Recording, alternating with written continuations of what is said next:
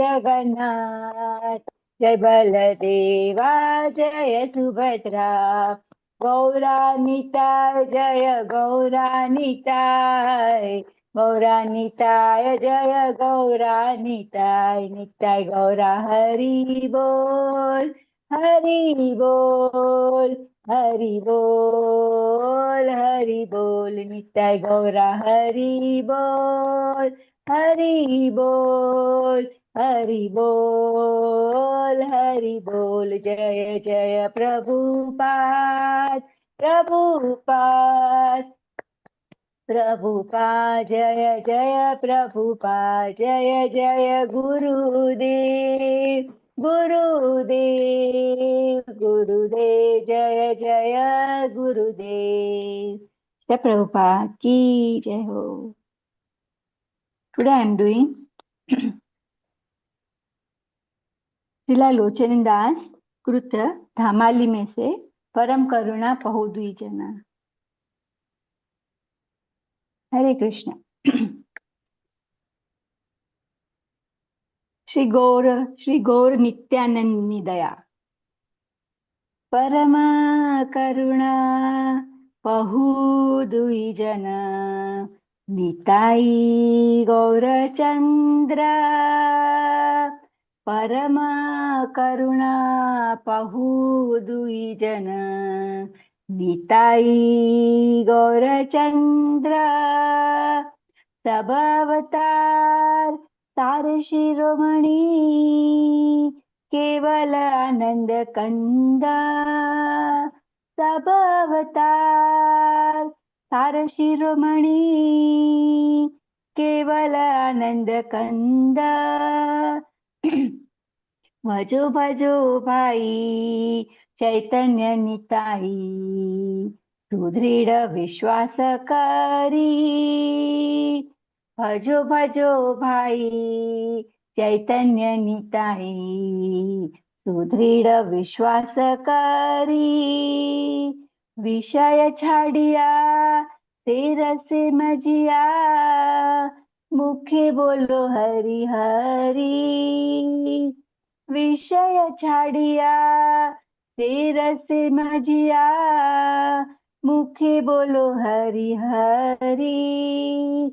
देखो रे भाई त्रिभुवन नाई, ए मन दयाल दाता, देखो रे भाई त्रिभुवन नाई, ए मन दयाल दाता, पशु पाखी जुरे पाषाण विदरे, सुनी जार गुण गाथा, पशु पाखी जुरे पाषाण विदरे, सुनी जार गुण गाथा, संसारे मजिया रहिली पडिया, ते पदे नहिल आशा, संसारे मजिया रहिली पडिया, ते पदे नहिल आशा, आपन कर्म पुंजाए शमना, कहे लोचन दास, आपन कर्म पुंजाए शमना, कहे लोचन दास, परम करुणा पहु द्विजन, निताई गौरचंद्र परम करुणा पहु द्विजन, निताई गौरचंद्र, निताई गौरचंद्र। श्री श्री निताय गौरचंद्र की जय हो। श्री लोचन दास की जय हो। ट्रांसलेशन। श्री गौरचंद्र तथा नित्यानंद प्रभु दोनों ही परम दयालु है। ये समस्त अवतारों के शिरोमणि एवं आनंद के भंडार है। तुम श्री चैतन्य महाप्रभु और नित्यानंद प्रभु का दृढ़ विश्वास पूर्वक भजन करो। विषयों को त्याग कर इन दोनों के प्रेम रस में डूबकर मुख से हरि हरि बोलते रहो। देखो भाई, इस त्रिभुवन में इतना दयालु अन्य कोई नहीं है। इनका गुणगान सुनकर पशु पक्षियों का हृदय भी द्रवित हो जाता है तथा पाषाण भी विदीर्ण हो जाता है। मैं तो सांसारिक विषयों में ही रमा पड़ा रहा और श्री गौर नित्यानंद के चरण कमलों के प्रति मेरी रुचि नहीं है जागी। लोचन दास कहते हैं कि अपने दुष्कर्मों के कारण ही यम के दूत मुझे इस दुख का भोग करा रहे हैं। हरे कृष्णा कृष्ण कृष्ण हरे हरे, हरे राम राम राम हरे हरे। श्री प्रभुपाद की जय हो, श्रीमद् भागवतम की जय हो। Thank you prabhu ji for so wonderful seva. धन्यवाद, प्रणाम। Thank you, Mataji. Thank you very much. I welcome all the devotees to the today's session. Now, before we start, let us have the go through the invocation prayers. Namo Vishnu Padaya Krishna Prasthaya Bhutale Srimati Bhaktivedanta Swami Niti Namini Namaste Saraswate Deve Gauravani Pracharine Nirvishesa Sunyavadi Paschatya Deshatarine जय श्री कृष्ण चैतन्य प्रभु नित्यानंद श्री अद्वैत गदाधर श्रीवासादि गौर भक्त वृंद हरे कृष्ण कृष्ण कृष्ण हरे हरे, हरे Ram Ram Ram Hare Hare.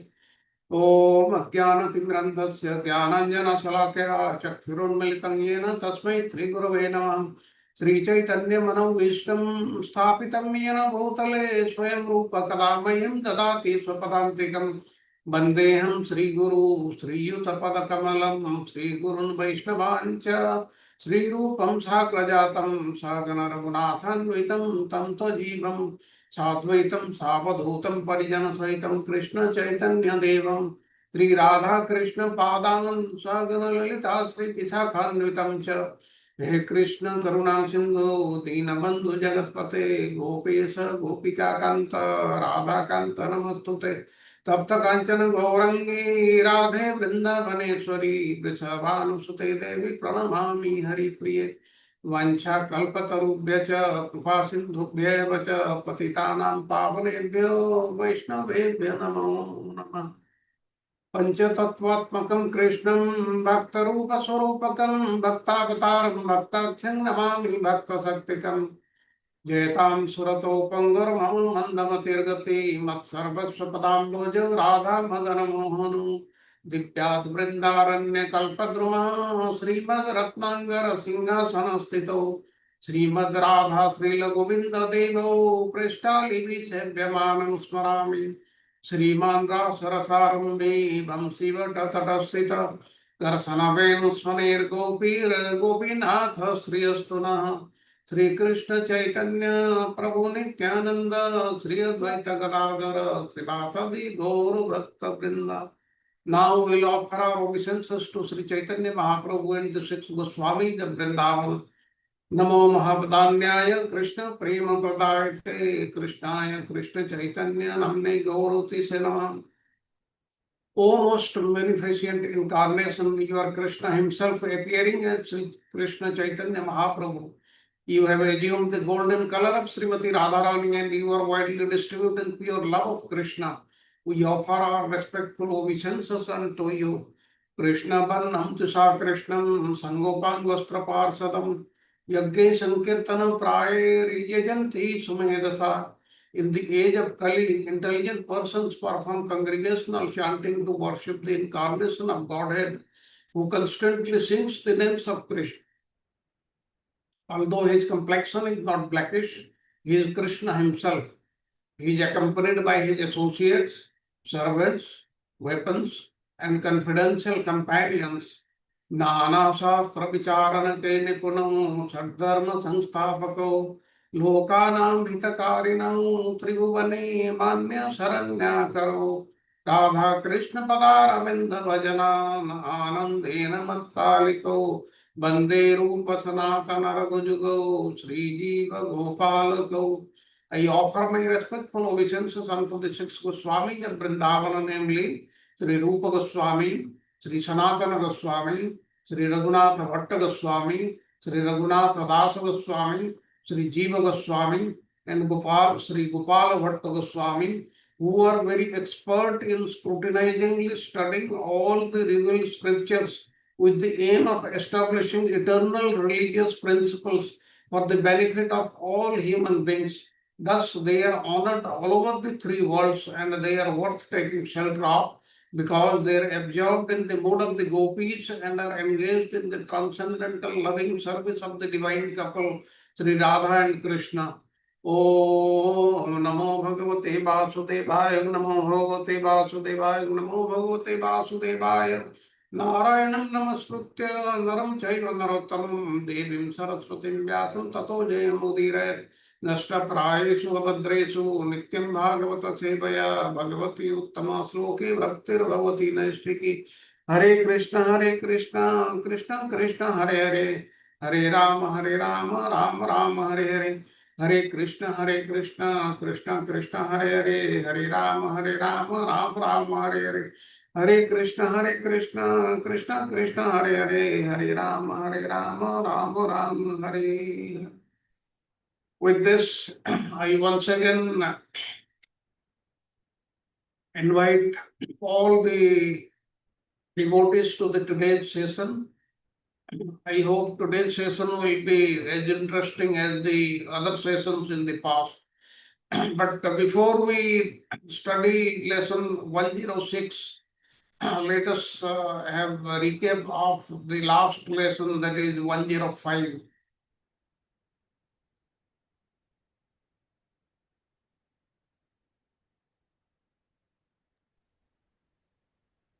Hare Krishna Prabhuji, Dandavat please accept and follow those. Hare Krishna to all the listeners. So yesterday, Prasad Prabhuji very beautifully covered two chapters. We will be revising lesson 104 and 5 in today's recap. So we saw how Lord Balrama, he kills Davida gorilla in chapter 67. And who was Davida, and why was he creating so much of destruction? And then how did Balramji kill him? So that is covered in this particular chapter.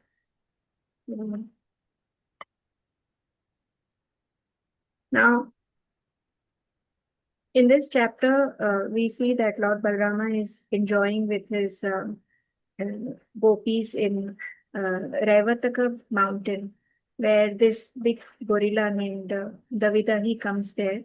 Basically, he is a friend of Narakasura, and he wanted to take revenge of the death of Narakasura. So he started creating a lot of destruction. He set the homes of the cowherds on fire. He devastated the whole province of Anartha, and Anartha is basically Lord Krishna's province. And he started churning the ocean water, creating floods, and he was destroying the sacrificial fires of the Brahmanas, kidnapping the women and polluting the women. And he was bringing a lot of disrespect to respectable families. And then when Davida was doing all this, Balramji was at this mountain. He was enjoying with his gopis. This is when Dravida, he heard the sound, the singing of Lord Balramji when he came to the mountain, and he started being disrespectful to Lord and his gopis. His behavior was absolutely very degraded, and he was insulting the Lord. And the moment he started ridiculing Lord Balrama and he reached to the gopis, that was when Lord Balrama decided to teach him a lesson. He got very, very angry, and he came to, he came to fight with him. That's when Davida also started throwing trees on to hit the Lord, and which Balramji was very effortlessly, destroying the trees which were coming towards him. Then he started throwing big rocks. So like that, he started, doing a lot of, he was attacking the Lord, and Lord was replying to his attacks. And that's when finally, when all the trees of the mountain got over, and all the stones he was trying to throw towards the Lord just crushed all the stones. And finally, in one attack with his fist on his chest, that he was killed. He vomited blood and he fell dead. So this is how Lord Balrama killed this particular demon. So now let us go into the key elements of this particular lesson. There are so many good takeaways, around 6 or 7, in the first part of this particular lesson, where Davida, this very dangerous ape, he comes and he starts to take revenge. So the first point is revenge and its consequences. What is the consequences of negative emotions? What are the consequences of negative emotions and how they can be counteracted? Hare Krishna, Mother. So Hare this Krishna, is Prabhuji. again, very nice story. Yeah, first we saw Narkasura, Lord's own son with a bad association, how he goes the wrong.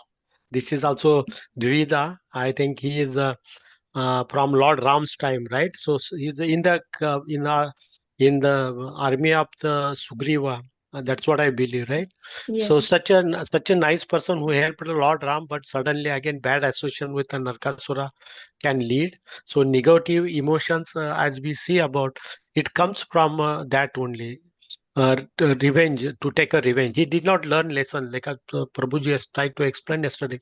He did not learn lesson that why Narkasura was killed, right? So he abducted so many princess and all those things. He didn't see that negative other aspect from. He did not learn anything, and again, negative emotion can degrade, and the result can be that's how we see he's killed by divine, or otherwise he will be killed. So the consequences is that negative emotions without thought and punishment, as a anger and punishment, doesn't lead to anywhere spiritual progress, or any other material progress also. Mother. Yes, Hare Krishna. Prabhuji. So nicely put. Yes, Prabhuji, it leads to a lot of suffering and cycle of suffering and chaos.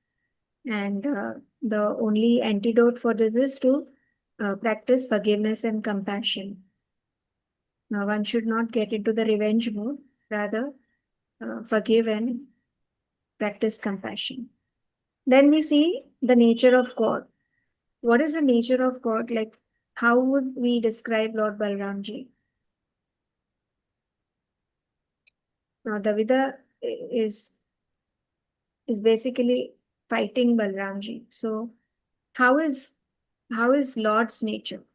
We just saw Davida. How is he compared to him? How is Lord's nature? It's mentioned over here. Lord's powers are extraordinary. It cannot be measured. It's called apremeyasya. So that's what we saw in the previous lessons, how he teared the Yamuna river. And it is beyond our comprehension. That is the reason why we offend the divine, because we don't understand. And also cultivating bad qualities, we offend the divine. So the divine's nature is infinite, which is, and jiva's jiva is restricted. We don't have the perception to understand the divine. So that's the nature of the God. And then association and its impact. Just now, Prabhuji just mentioned that because of his bad association with Narkasur, it created his detrimental end. So one should be very careful about his sangha. So negative sangha can lead to negative consequences. Then let's see the role of the like, how is spirituality? Is it only about austerity?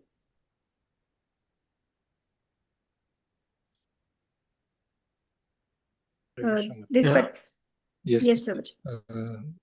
No, as we see here, is a variety of emotions here. It is there is like the whole divine play. It has like offering of deep love. There is also anger, transcendental anger. There is transcendental envy. So it embraces the joy and light, seeing the whole emotion. Okay. So basically, it is not all about being serious and practicing austerities. It can also be joyful. It's like how Prabhuji was It is explaining yesterday. reciprocation method. Reciprocation. Yeah, it's reciprocation. It's expression of love and devotion. It's full of joy. Light-heartedness is there, like how we practice in like when we attend the kirtans.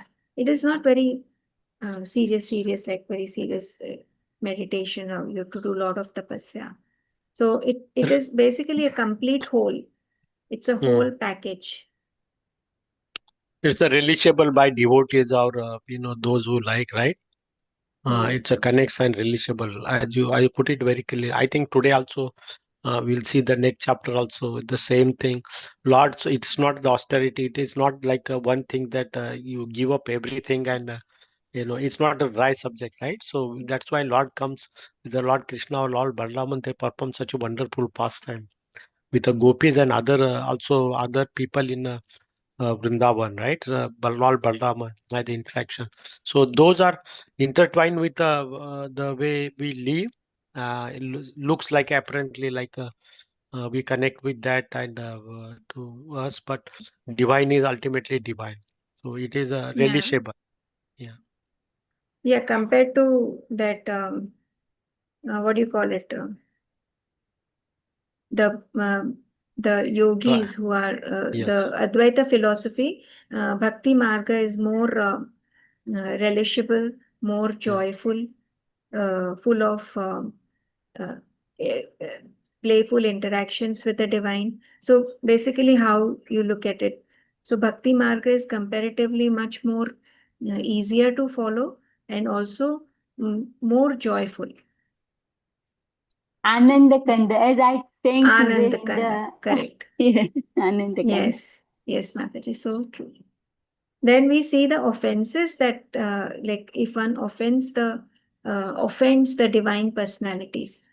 Davida was actually, he was not just disrespectful, he was blatantly disrespectful. The kind of behavior he had against Balramji was absolutely not tolerable, and it was very severely punishable offenses that he was doing. So here the important point is highlighted that it is of utmost importance to respect and show reverence towards divine and all divine beings. Lord and Lord's Parshads should be given utmost respect. So that is a very important point over here, because disrespectful behavior will finally put one into karmic repercussions, which only leads to suffering. So one should be very aware of this particular point.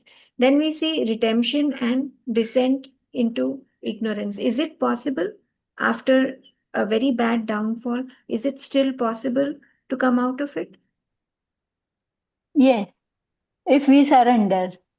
If we surrender, there is still an opportunity that, we can come out of negativity, come out of our offenses eventually, if we surrender, if we practice, if we repent sincerely, then it is possible. And it is still possible. Even after committing the darkest of the sins, it is still possible to come out of it, provided you want to come out, like we saw in case of Jagai and Madai. Okay. And Mataji, the here we can connect Ajamil also. Yes, Mataji, definitely. Like all the stories wherein it was finally like one finally realizes and then makes efforts to correct himself and serve the divine. All these cases, it is possible. We can relate all these cases to this particular thing. So here it is said very clearly, even those who have fallen can attain liberation. It suggests that the opportunity for spiritual growth remains accessible. So this is a wonderful point. So there is hope for everyone, even the most degraded person. So that's the mercy of the Lord and his devotees. And the last point of this particular part is what we see a contrast between divine qualities and demonic qualities. Can anybody highlight on this? Very simple points. Okay. When they Yes, surrender Prabhuji. to the Lord, Yeah, they accept the grace or accept the position of the Lord, and they have qualities like compassion, joy, humility, right? And correct. there is no pride, no vengeance, no disrespect. And the demoniac is exactly the opposite, right? They don't Yeah, accept the authority, they only um, worried about self and they think yeah. themselves the doer. Like the 16th chapter of Bhagavad Gita said elaborately by the Lord. Yes, Prabhuji. So right. So basically, uh, based on sense gratification and ahankara, the demonic qualities are based on all these two pillars, sense gratification and ahankara. And divine qualities, you kind of see the overall welfare of oneself and everybody else around you. So that's the reason you develop compassion, joy, and humility. Thank you, Prabhuji. So let us go ahead. So here in this particular part, the three important takeaway points where the specific actions of Davida that led to revenge, what was he doing? He started creating a lot of destruction with the aim of taking revenge for the death of his friend Narkasura. But this was so wrong. Or no, what he could have done? What could have been the alternative? Uh, alternative paths that he could have taken. Yeah, I think in the conversation we heard that compassion, right? So understanding why it has happened, and only path is that surrender or think about it. Correct. Again, just think about it, why it is happening. Solution is not destruction, rather Yes. not negative thinking. See positively why it has happened and how can I improve, because nobody wants to have self destruction, right? So Yeah. only way out is a spiritual understanding, because dharma only, if you follow the dharma, that takes to the spirituality. That's the only way. Yeah. So that basically comes to the second question that you just mentioned very nicely, Prabhuji, is that if one constantly dwells on negative emotions, that leads to uh, doing wrong actions and then suffering on for those actions. So that is our second question, very important point. And the third point is, in what ways can Divine Leela serve as a tool for modern devotees? So we are actually lucky to be in Kali Yuga because there are so many ways to connect to the divine. We don't have to go out also. We have such good technology that sitting at home at any time we can connect to spirituality. So there are many joyful ways. So Harinam Sankirtan is the best way to practice Harinam Sankirtan among the in the congregation is the best way, and to participate in all the celebratory rituals basically brings a lot of fun and joy and gives ananda uh, to a person. He feels light-hearted and also comes out of his daily life stress and uh, hectic schedule. So such nice way to connect to the divine we have in our times. Earlier there was so much of, like, if you see compare lives of saints, Tukaram Maharaj and all the saints, they had to pave such a struggleful path to achieve the divine. They saw so much of hardships. We get everything on the plate, but still we don't want to take it. So there are so many nice ways to associate to be in Sadhu Sangha. So let's come to the second part of the ending part of this particular chapter. So we saw how Balramji just killed Davida for his arrogance and for his sinful behavior. So here the points are divine justice and retribution. Anybody would like to highlight that? How divine justice happens?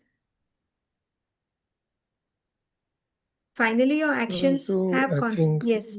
yes, Mataji. So one thing it highlights here is like the mission of the Lord, Paritranaya Sadhunam Vinashaya Correct. Chadushkritam, right? So he comes to give pleasure to the devotees and to annihilate the demons. So here, Yeah. actually, if you see, like Prabhuji said, Dvida is both. In the past, he's a devotee. Now he's a demon. So he will teach him, but then he will liberate him as well. So that's a key point here: divine Yes. justice and retribution. Yes. So ultimately, when Lord sees that there is no hope, just other than to use a stick, then you are punished. You get so many opportunities to correct oneself, but finally, when you become uncontrollable, then you have to face the consequences. So that's when Lord comes in. He intervenes to establish dharma. Correct, Prabhuji. And then point two, power over control. What was Balramji's attitude? What did his whole behavior uh, show, demonstrate? What is Hari true power? it, Yes, Mataji. Dandat Pranam.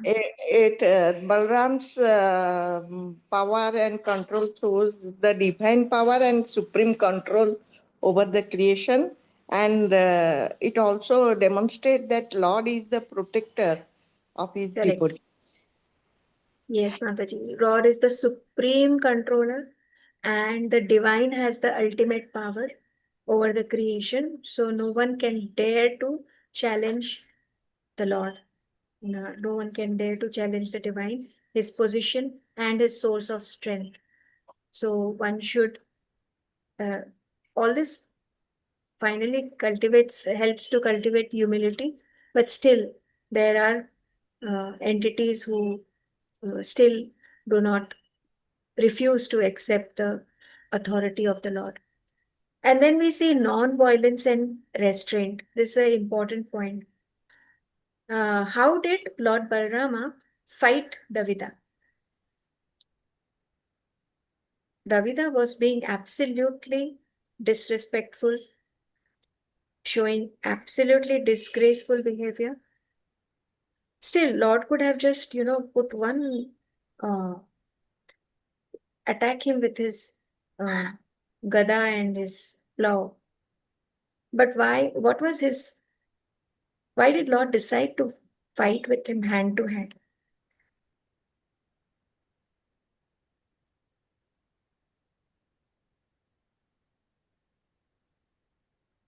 Just to Lord practice has the, full Mataji, compassion yeah, towards him. yeah, Lord yes, exists. Mataji Yes, said, Lord reciprocate accordingly. So Devida is not using any weapon, so Lord correct, also not using any weapons. correct. Reciprocates same way. So even whatever the circumstances are, how much ever conflicting situation there is, Lord will always use a just method towards his opponent. Uh, it he's always perfect. His ways of responding are always perfect. He will never be unjust. So that is seen over here. Then transformation happens only through devotion. So this very important point is pointed over here, that only by sincere devotion one gets spiritual progress, and one gets transformed, and also one invites divine grace. So devotion is the bhakti is the key element over here. Only bhakti can lead to transformation of heart. So this is a very important point. And last we see what is the nature of reality and illusion. The nature of reality and illusion. So the material world looks so real, but actually it's an illusion because it is not transcendental. It is fleeting. So it will just pass away. But it looks so real and one does not see beyond it. It looks so real that we can't see beyond it. So material existing is finally going to go away. And it kind of does not help us to see that this is an illusion. And so this is what Davida's display. He showed his strength and finally he faced the downfall because he was showing his strength to the supreme reality, to the eternal reality. That is, he was showing his strength towards Balramji. So material existence can be very disillusioning. Like it can cloud one's intelligence. Yeah. So this is what is mentioned over here. And then we see the cultural and cosmic impact of divine actions. What it the trembling. So when Davida was killed and when he just fell down on the floor, the whole mountain Raivata it trembled. What does it illustrate? It illustrates that the Lord's actions, they do resonate throughout the universe and it Correct. do influence the creation.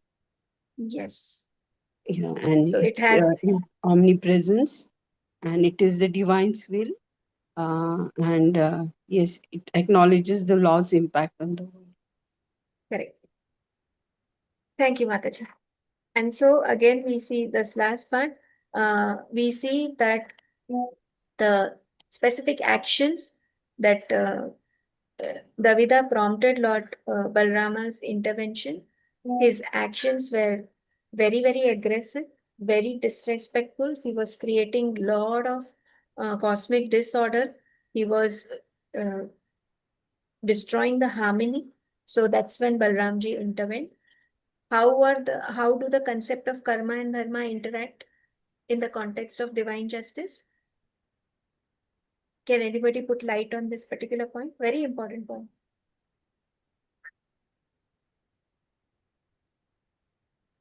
So it's So very they clearly are, mentioned. Yes, Prabhuji. yes, so they enable the law of cause and effect. Like whatever karma we do, we then um, get the reward accordingly. So Yeah. there is the like a jurisdiction of the Cause and Lord behind us. yeah. Cause So and karma effect. is cause and effect. Yeah. So Mataji, And here dharma, we can say that whatever we do, our karma, it is according to dharma. So it it should did not be. give Yeah. yes, Mataji. It should It be. should be according to dharma. Only then it leads to one's welfare. Otherwise, you have to face the consequences. So karma and dharma are related. Karma should be as per the dharma. Okay. Because yes, may I Prabhuji. interject here? Yes. This is a wonderful kind of discussion going on. What Rakshamataji says, that's very correct. But I just want to add a notch higher than that, because we are devotees now, okay? We are not ordinary people in that sense. Ordinarily, see, first of all, you ought to know, according to Bhagavad Gita, there are karmas, vikarmas, and akarma, right?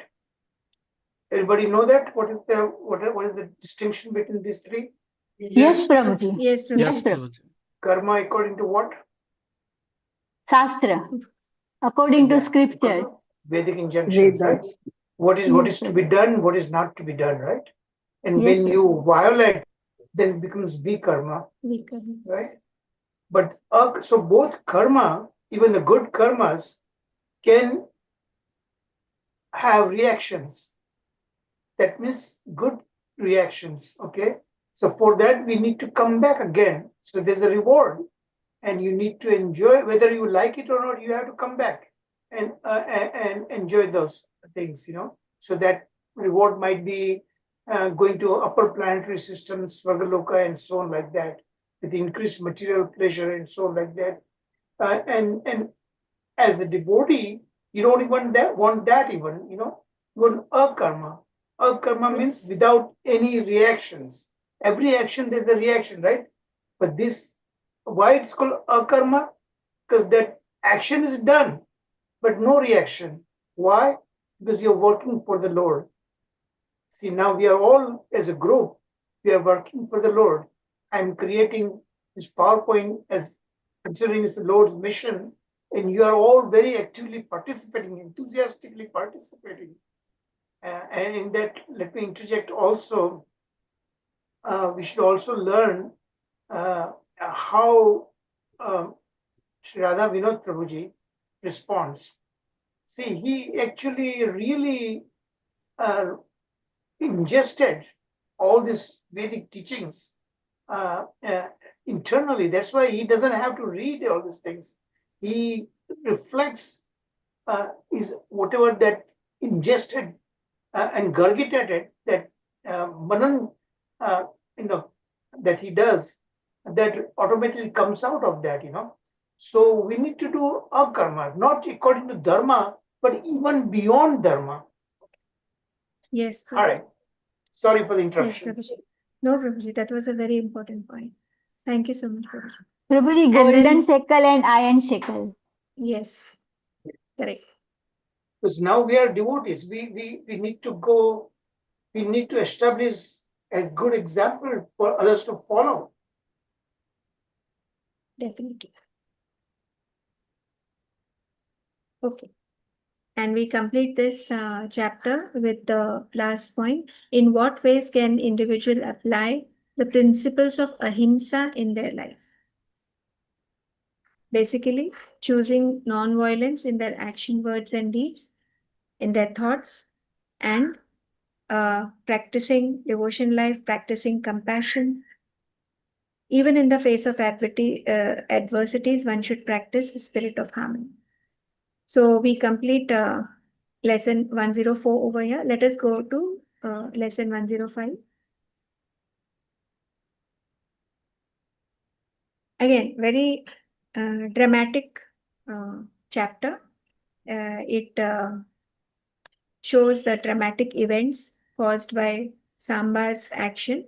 So we see how Samba gets captured by the Kauravas.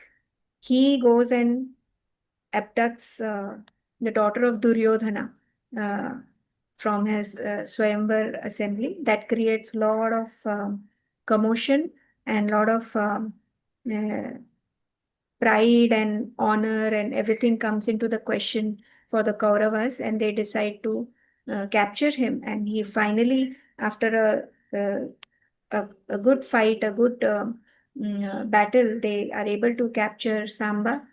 And then the Yadavas come into strong this thing, oh, how they can do this. So they are all ready for a war. That's when they are pacified by Lord Balramji, who has to maintain the law and order of the of the universe. So he first, because of Lord Balramji, he first decides to settle down everything by by negotiating, by peaceful method.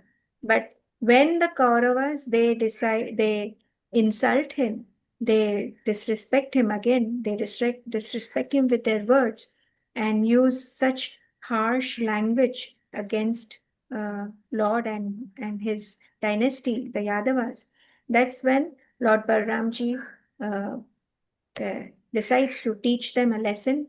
And what he does is he just starts pulling their Hastinapura towards the Ganga so that they get drowned. And that's when they come to their senses. The Kauravas, they come to their senses, they realize, oh, what a folly. They have challenged Lord himself. And then when they start glorifying Lord Balrama, and they start seeking forgiveness, and very gracefully Lord forgives them also. That's when Duryodhana gives all his good dowry to his daughter and respectfully bids goodbye to his daughter. And the Yadavas come back home victoriously with Samba and Lakshmana. So this is again a very beautiful chapter and very good takeaways from this chapter. So we see first part, we'll see how the son of Jambavati, that is Samba, he kidnaps Duryodhan's daughter Lakshmana from the Swayamvar, and he is forcefully captured by the Kauravas.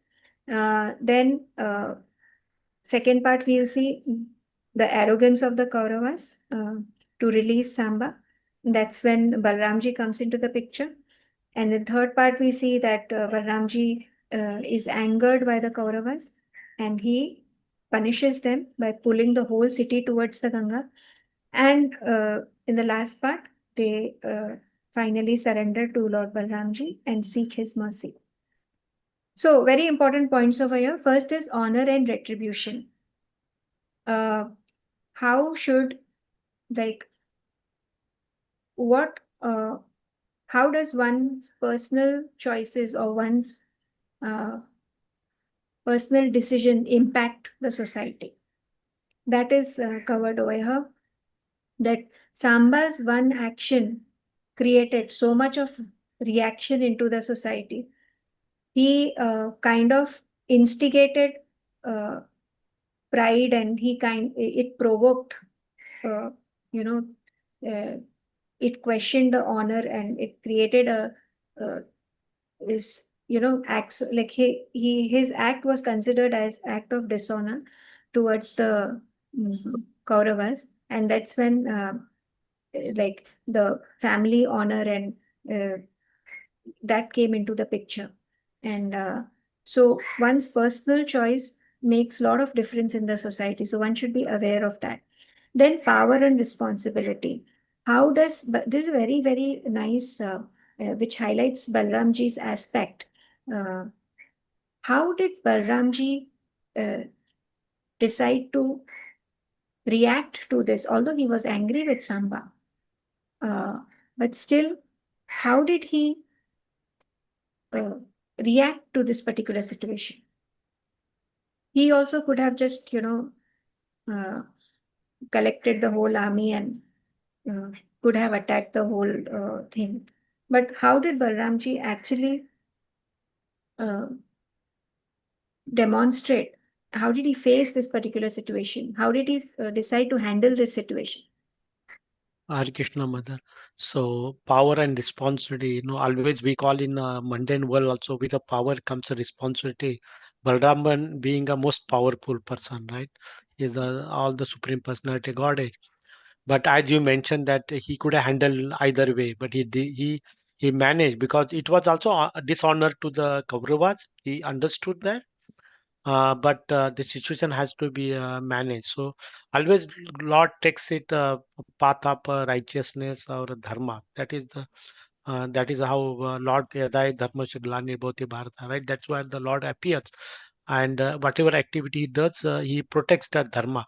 So he tried to find out a very nice balance between Samba as well as Kaurava, and try to use a pretext, as we'll see that what the king talks about and how he manages through that.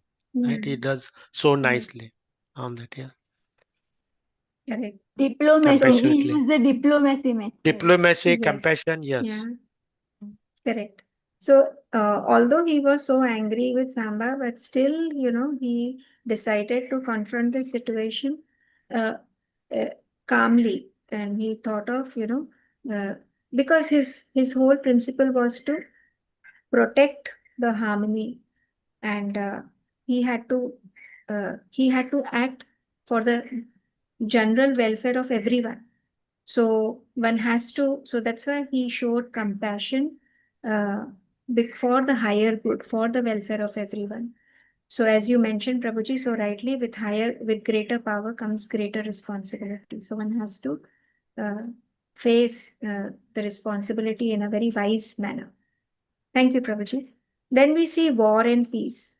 There was now a lot of tension has been has been generated between the Yadavas and the Kauravas. A lot of chaos happening, and this started with Samba's one action.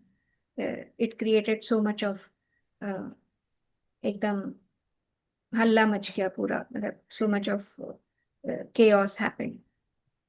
So two elements, like one was to fight, one was to maintain peace. So here two elements are highlighted, that in the face of conflict also one should try uh, to maintain peace as much as possible, unless when it reaches to a point that there is no way out, uh, that it can be handled with harmony, then one has to uh, use, or one has to uh, reply it accordingly, respond to it accordingly. But the first, like Vaishnavas believe in the power of compassion. So initially, there has to be compassion should be practiced by, to dialogue in the situation first, and to restore harmony. Even in the midst of chaos, one should one should dialogue so that it restores the harmony. So war should always be prevented first. Peace should always be prioritized. So here we see that particular point, very important point. And then we see the fate and free will. Samba used his free will, but was it only his free will?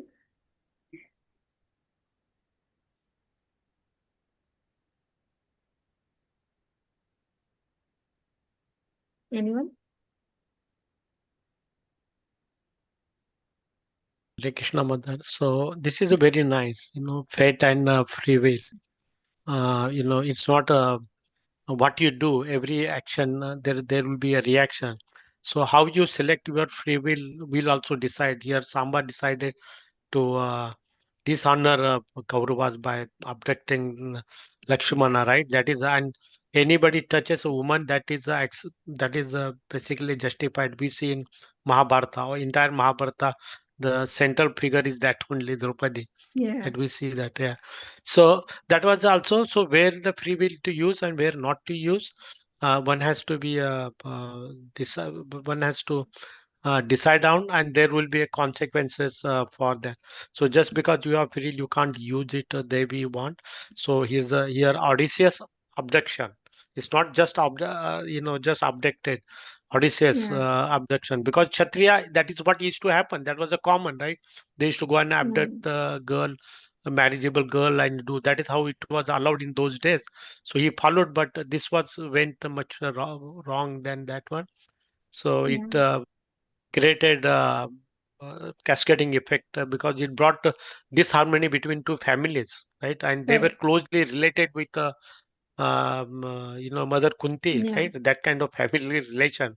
So it can disturb, it can create a really Yeah. big problem, and one has to understand the consequences. So use of free will, wisely, and Mm. fate can decide the reaction action that you take it also.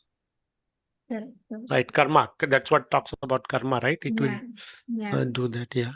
The other thing, So one other thing I'd like to add here, we all know, Balramji has a soft corner for the Kauravas, cool. right? Yes, Related to the Prabhu. Pandavas. Pandavas Yeah. are supported by Krishna. So Krishna.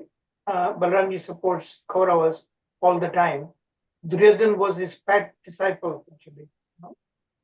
Nonetheless, when the actions warranted, he did not hesitate to punish the Kauravas. So note that point. Yes, Prabhu. He acted very fairly. He also pointed out that what Samba did was not very fair, okay? But at the same time, to Kauravas also, he punished them, he taught them a lesson that what they did was also not right. They should have really consulted Krishna and Balaramji when this thing happened, you know. So this is the Supreme Lord, as they say that Sarve Bhutesh, Samaha Sarve Bhutesh. For him, there is no friend, there is no enemy, you know. So even though he has a soft corner, nonetheless, he takes the side of Dharma, righteousness. Hare Krishna. Yes. Your Samba was mistreated because 6 people, right? They tried to, including Yeah. Karna and all that, Well, right? this is very So, similarity, some distinct differences are there. When Aniruddha was, remember, Aniruddha was Yes. actually kidnapped from his bedroom along with Yeah. his bed, was transferred by Lekha and took there. So Chitralekha. Yeah. he did not do it direct personally. When he was brought in there, that's when he was served so nicely by Usha, Banasura's daughter. Then he fell in love with her, actually, you know.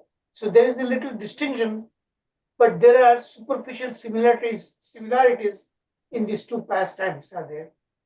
And Yes, how the Lord did participate, Krishna and Balaramji both, you know, that you need to notice that. Same way, notice also when Rukmini ji, Swayamvar, and she did not want to get married to Shishupal, arranged by her brother Rukmi, and she pleaded with Krishna to kidnap her by her own choice. So Krishna went there, and Balramji, even though Krishna did not wait to inform, Balramji did not wait for the army, and he solely took for himself and went there. But Balramji took the army on the side of Krishna to help. So all these different pastimes, there are certain nuances are there, certain variations are there, and certain similarities are there. So you need to digest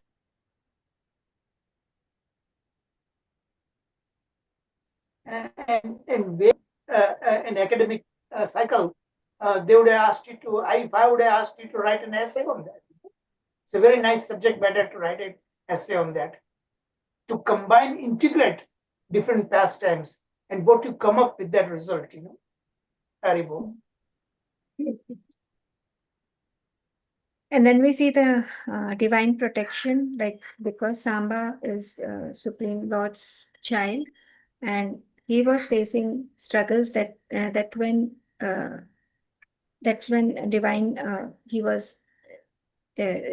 divine intervention happened. So even devotees, they are shielded by their faith. If their faith, even they have done wrong, but there are because of divine presence in their life, they are guided accordingly. Okay, so these points are already covered in the in the key thematic points, but we'll quickly see these 3 important questions. The consequences Samba should face after being captured by the Kauravas. He could face very, very severe repercussions had not Lord Balramji come on time and had a dialogue with the Kauravas. And his actions are actually created a lot of disharmony between the two families. So his personal action was instigated the whole matter. So one should be very carefully use his free will. Then how will the dynamics change between the Yadavas and Kauravas after Samba's this particular action? Family got further, the tension grew between the two families, and the Yadavas is both Kauravas and Yadavas, they are a threat to each other's honor and authority. So this could have led to, this actually went to a very higher level. which Balramji tried to prevent, but it went out of the order. Then what role Balramji play in resolving the conflict ignited by Samba? Radha Vinod Prabhuji mentioned very nicely that his just way of handling the things and also the way he balanced as a mediator is actually facilitated for a resolution to stop dire consequences. So Lord Balramji played a very important role. He played a role as a protector for Samba and Lakshmana and also tried to pacify things in between the growing storm. Okay, so now we come to we'll see the arrogance of the Kauravas. Now they very unjustly they captured Samba, and now we will see their arrogance, how they interacted with Balramji, what kind of words they used, how they insulted him, the Yadavas. So what does that show? Authority and hierarchy is the first point.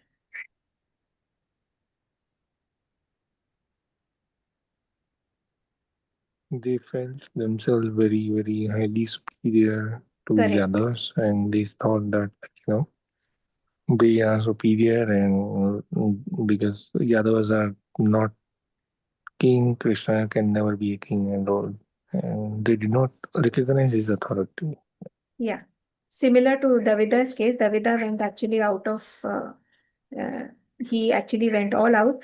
But in this case, they thought that, oh, we are higher to Yadavas, and how come they also actually disrespected the highest authority, the Supreme Personality of God, out of Ahankara only. So here again, one should lesson to be learned is to cultivate humility and surrender. Then power and responsibility was already covered by Radha Vinod Prabhuji. He explained very nicely that with greater power comes greater responsibility. So because Lord is always he is a protector for the dharma, and so he always practices compassion so power should always be used for the greater good. So that was covered. Diplomacy and mediation also we saw how Balramji handled the whole situation. Then we come to the temporal versus eternal values.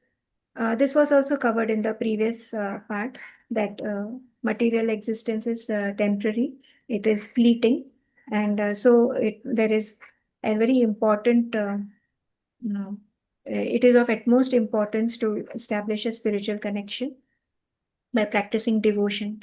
So devotion is the only way of transformation. Then consequences of disrespect was also covered in the previous point. So in this particular part, the important points that are highlighted, that peaceful resolution is important. Following the eternal principles over material pleasures or fleeting gains is important, and ultimately guiding devotees towards a deeper understanding on the spiritual path. So let's proceed ahead to. So these also points are basically covered in the previous thing only. This point is important. What will be the consequences of the Kauravas if they continue to disrespect Ugrasena's authority? They were disrespecting King Ugrasena Maharaj. So if they continue to do that,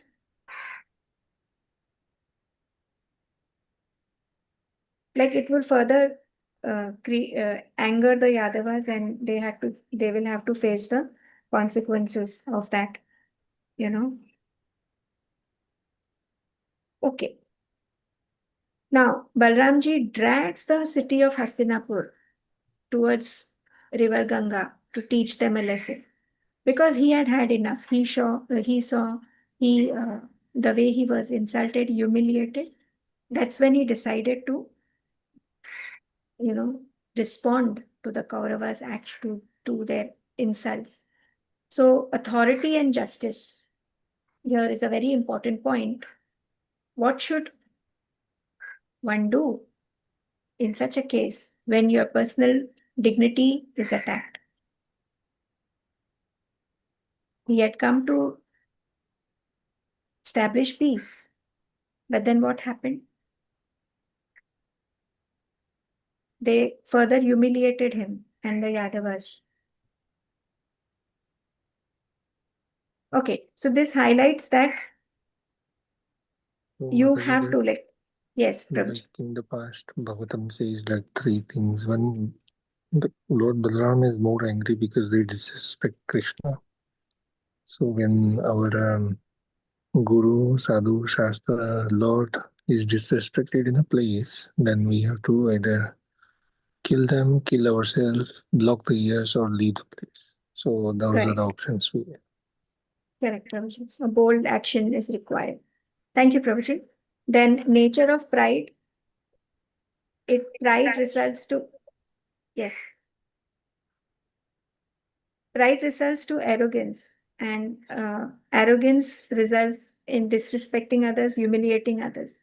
So pride can be very harmful. And then diplomacy and mediation, we have already seen. Response to the insults. One should respect one's Mataji, dignity. can you finish up early because you have already taken almost 55 minutes. Yes, Prabhuji, I'm trying. Cover the important points only. Okay, Prabhuji. So I think we've actually concluded it. We've seen that, one should safeguard one's dignity, and then devotees are protected by the Lord always in all circumstances. And then power and leads to intoxication, which blinds one's intelligence. Okay, so with this we kind of cover this particular chapter, like what led to Balramji's anger and how did he teach a lesson to the Kauravas for their wrongdoings, and in modern ways how to practice. This is all being covered. So again, humility. It is only when the Kauravas showed their humility, they surrendered to Lord Balramji as the supreme power. That's when Lord actually forgave them for very gracefully forgave them, even though they have been very disrespectful. So one should recognize the divine authority. One should have an ethical behavior to progress spiritually. So I stop here. Over to you, Prabhuji. Sorry I took a long time. It just went overboard. Time responsible. I interjected also. I had also some more points, but since I have to finish this lesson also, if there is time, I will cover that point. The dichotomy of arrest of Samba. What happens in the Vedic culture, if a boy touches a girl, then that girl cannot be given in marriage to anybody else. That means the Kauravas, they also knew that it was destined for Lakshmana to marry Samba. But still then, why persons like Visma, they ordered Samba to be arrested. Vishwanath Chakravarti Thakur, he writes that because of his imprudence, he had to be punished. This is the only reason. Okay, we'll begin lesson 106. This is a summary of lessons 106 to 110. 106 today, I'll be covering chapter 69 of 10th canto of Srimad Bhagavatam. Narada Muni visits Lord Krishna's palaces in Dwarka. Now there is very, very interesting story. Now the time is little less, that's why I'll hurry up.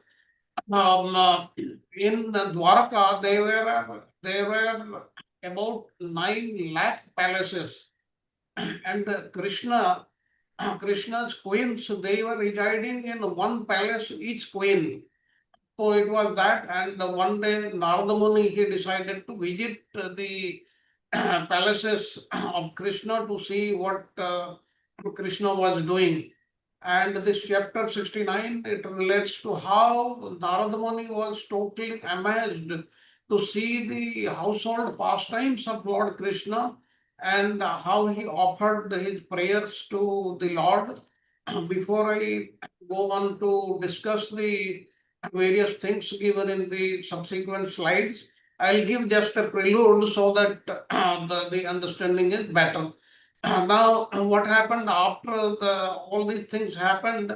Narada saw everything. Then Narada asked Krishna, only because I have served your lotus feet, I can understand the varieties of your yogamaya potency. And ordinary people, living beings, they cannot understand this. They will be bewildered by illusion and cannot begin to perceive.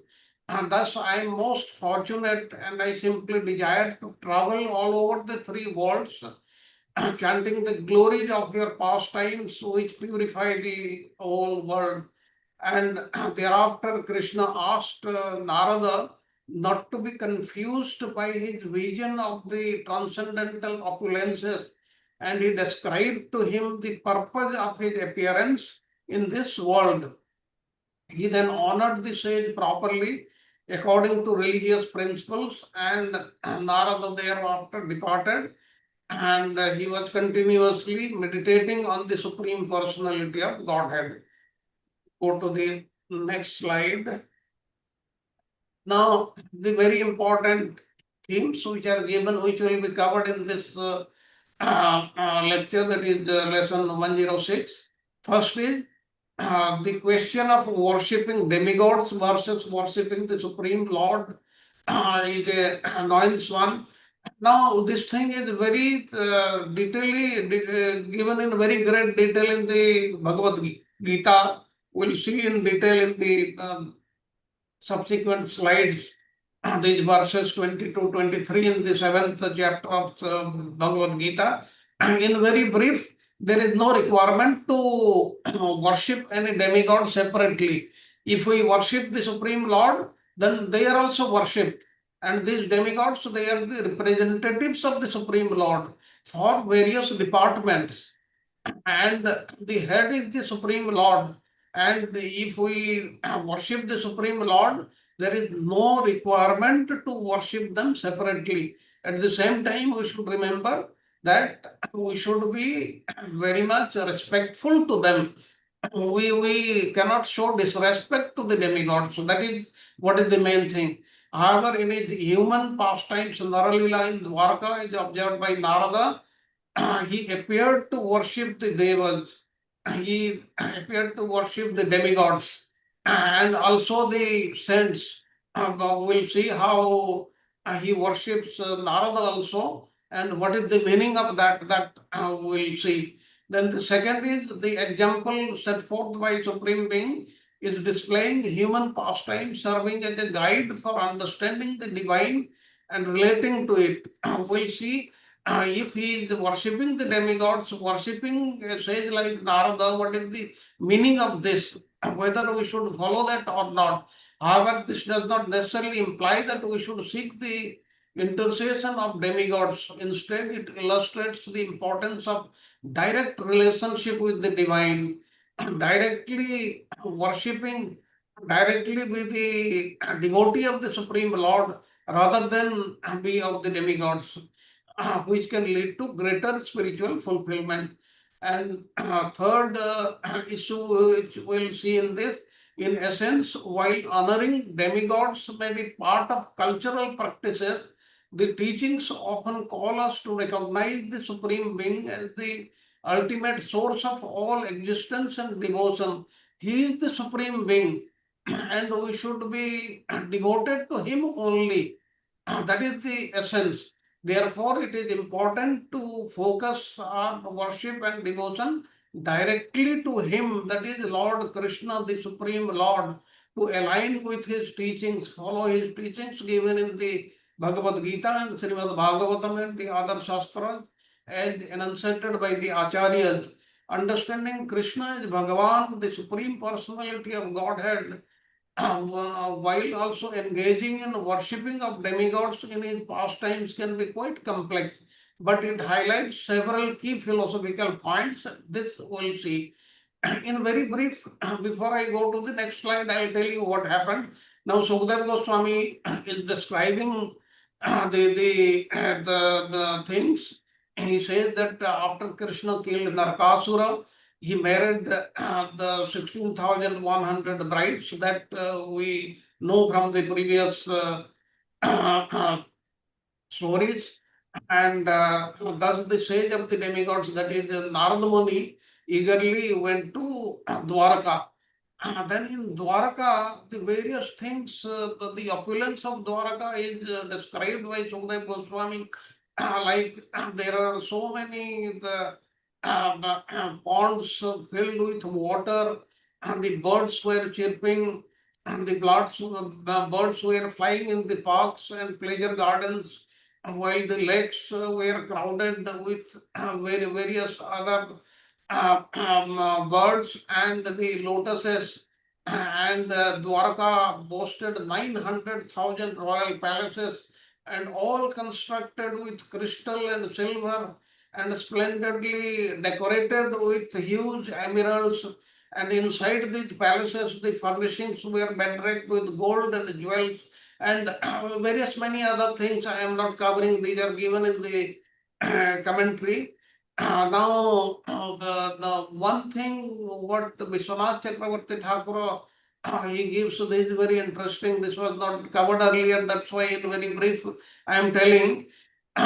He said it was astonishing to see that Krishna married with one body at one time each of the 16,100 queens or the princess in separate courtyards of separate houses surrounded by separate walls. Now here a question may come. Saubhari Muni, he also married the 50 daughters of King Mandhata, and he was also like that. But what was the difference between Saubhari Muni and Krishna? Saubhari Muni only expanded into separate bodies, but not in a single body. For this reason, Narada went to Dwarka to see how Krishna was behaving or dealing with all these queens, 16,108. And in the city of Dwarka, there were private quarters, and here this was constructed by the architect of the demigods, that is Vishwakarma, and supporting the palace were coral pillars decorated with Vaidurya gems, sapphires bedecked the walls like this. Then the palace, the learned Brahmana, that is Narada Muni, he saw the Lord Krishna together with his wife, who fanned him with gold handled yaktail fan, and she personally served him. That is, first he is talking about Rukmini Devi. And the Lord, thereafter, what he did, he bathed Narada's feet and then put the water on his head. And although Krishna is the supreme authority, supreme spiritual authority of the complete universe and the master of his devotees, it was proper him to behave in this way, for his name is Brahmanya Deva, the Lord who favors the Brahmanas. Thus, Krishna honored the sage Narada by bathing his feet, even though the water that bathes the Lord's feet becomes the Ganges, the ultimate holy shrine of everybody. And after fully worshipping the great sage of the demigods, according to the Vedic injunctions, Krishna, who is original Narayana, he conversed with Narada on various things. Then Narada said that it is not a surprise that you rule the complete the universe, and you show your friendship for all the people, and you also subdue the envious people. and you descend by your sweet will in this material world. Thus your glories are wildly sung. And thereafter he said, now I have seen your feet, but please grant liberation to your devotees. Then Narada entered the palace of another of Lord Krishna's wives, and he was eager to witness the spiritual potency possessed by Krishna. And there he saw the Lord lying, playing at dice with his beloved consort and friend Uddhava. And Lord Krishna worshipped Narada by standing up, offering him a seat. Please remember, all these things were happening simultaneously. And this time Narada saw that Krishna was engaged as an affectionate father, petting his small children. Then thereafter in one palace, the Lord was offering oblations to sacrificial fire. In another, he was worshipping the five Yajnas. In another, he was feeding the Brahmanas. Yet in another, he was eating the remnants of food left by the Brahmanas. And somewhere the Lord, Supreme Lord Krishna was observing the rituals for worship at sunset by refraining from speech and chanting the Gayatri mantra. In one palace, he was riding on horses and elephants and chariots, and in another palace, he was resting on his bed while the birds recited his glories. And somewhere he was giving well-decorated cows to exalted brahmanas, and elsewhere he was listening to the auspicious narration of epics and Puranas. And in one palace, he was planning battles in consultation with some of his advisors. And somewhere he was worshipping all the demigods with elaborate sacrifices. And elsewhere he was fulfilling his religious obligations by doing public welfare work such as construction of wells. Now he also worshipped the demigods and all that. Let us go to the next slide. This is very, very interesting slide. Now, Leela, divine pastime. Krishna's pastimes are often referred as Leela. Whatever he does in this material world, they are Leela. What we do, they are not Leela. But what the Lord does, that is known as Leela, which means a divine play. In these pastimes, he displays his divine qualities in ways that resonate with human experience. Engaging in worshipping of demigods can be seen as a way for Krishna to demonstrate how even the Supreme Being interacts with the various levels of existence and acknowledges the roles of others within the divine order. Now the question is why he was worshipping the demigods. Now that is what is done in the material world, like in Karma Kanda. It is there, the various demigods there worshipped. And as you know, everybody is not in the same level. That's why somebody with he or she worships say Shiva or the goddess Durga or Lord Ganesha like this. This happens like this. He was Krishna. He was behaving like a common, normal human being, and this interaction serves to elevate the understanding of dharma and devotion amongst his followers. Then you may ask, what is the requirement of worshipping the demigods? Now, what happens? There is a system of worshipping the Pancha Devata. Now, in this, over a period of time, the person who worships this Panchadevata, he gets elevated and finally he worships the Supreme Lord Krishna. But we have got the choice to worship Krishna from the very beginning only. All the things we will be discussing in this slide and the next slide also. The next point is teaching through example. Now, Krishna often embodies the principle he teaches by practicing in rituals and acknowledging demigods. He sets an example of humility and respect for the cosmic order. What basically is being said here, we have to respect the demigods. and because they are the representatives of the Supreme Lord for various departments. He sets an example of humility and respect. And by doing this, the Lord is setting an example. Seeing him, others will start doing that. And however, his broader teaching, especially in Bhagavad Gita, emphasize that ultimately all worship should be directed toward the Supreme. This we'll see in greater detail in the next slide.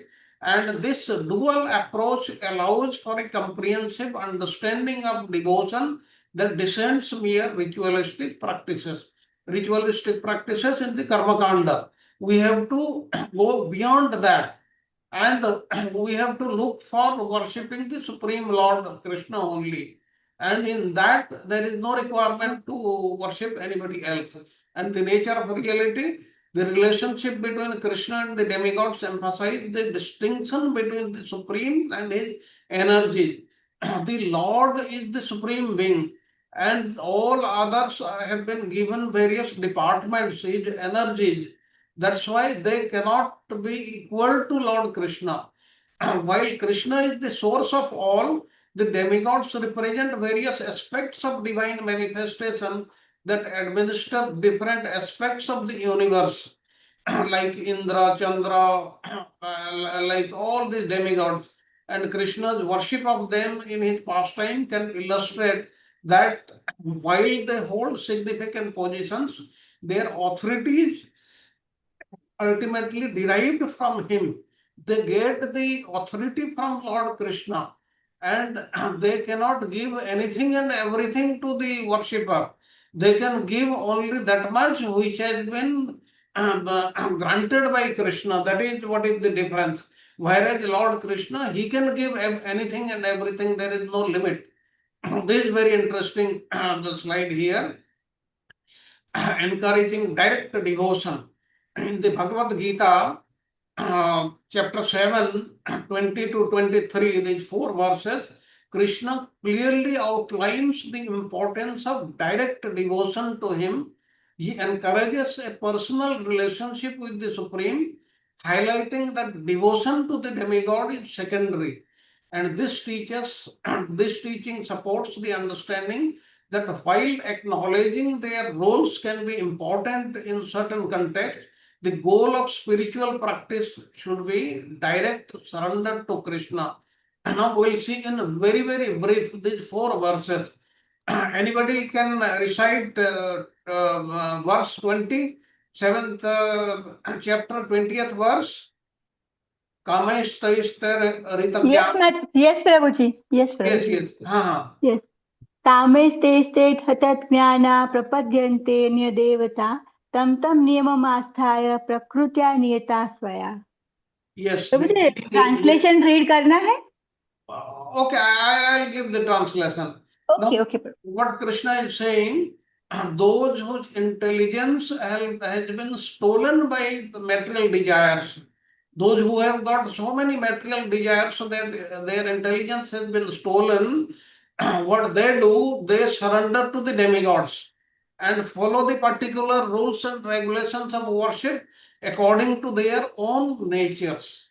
Okay, 21 verse, can you recite? Yo, yo, Yes, yam. Prabhuji. Yes, Yes. Prabhuji. यो यो यां तनु भक्तः श्रद्धया चेतुम् इच्छति तस्य तस्यां चलां श्रद्धां तामेव विद्युधाम्यहम्.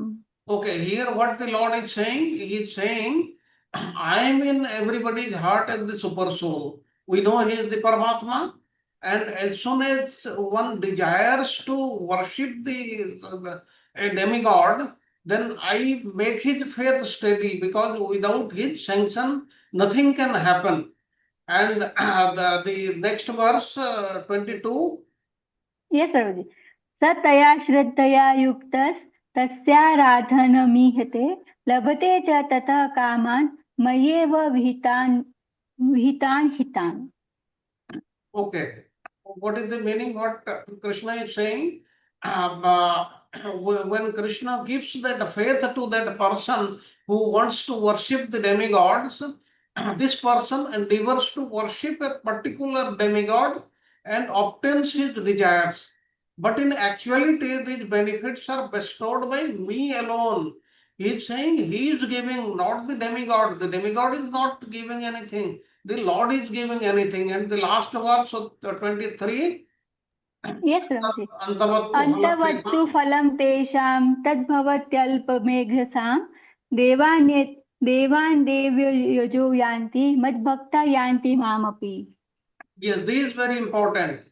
Men of small intelligence, they worship the demigods, and their fruits are limited and temporary, because the demigods, they cannot give unlimited benefits to a person, and whatever they give, that is also temporary. Like you would have seen many examples here in Srimad Bhagavatam also.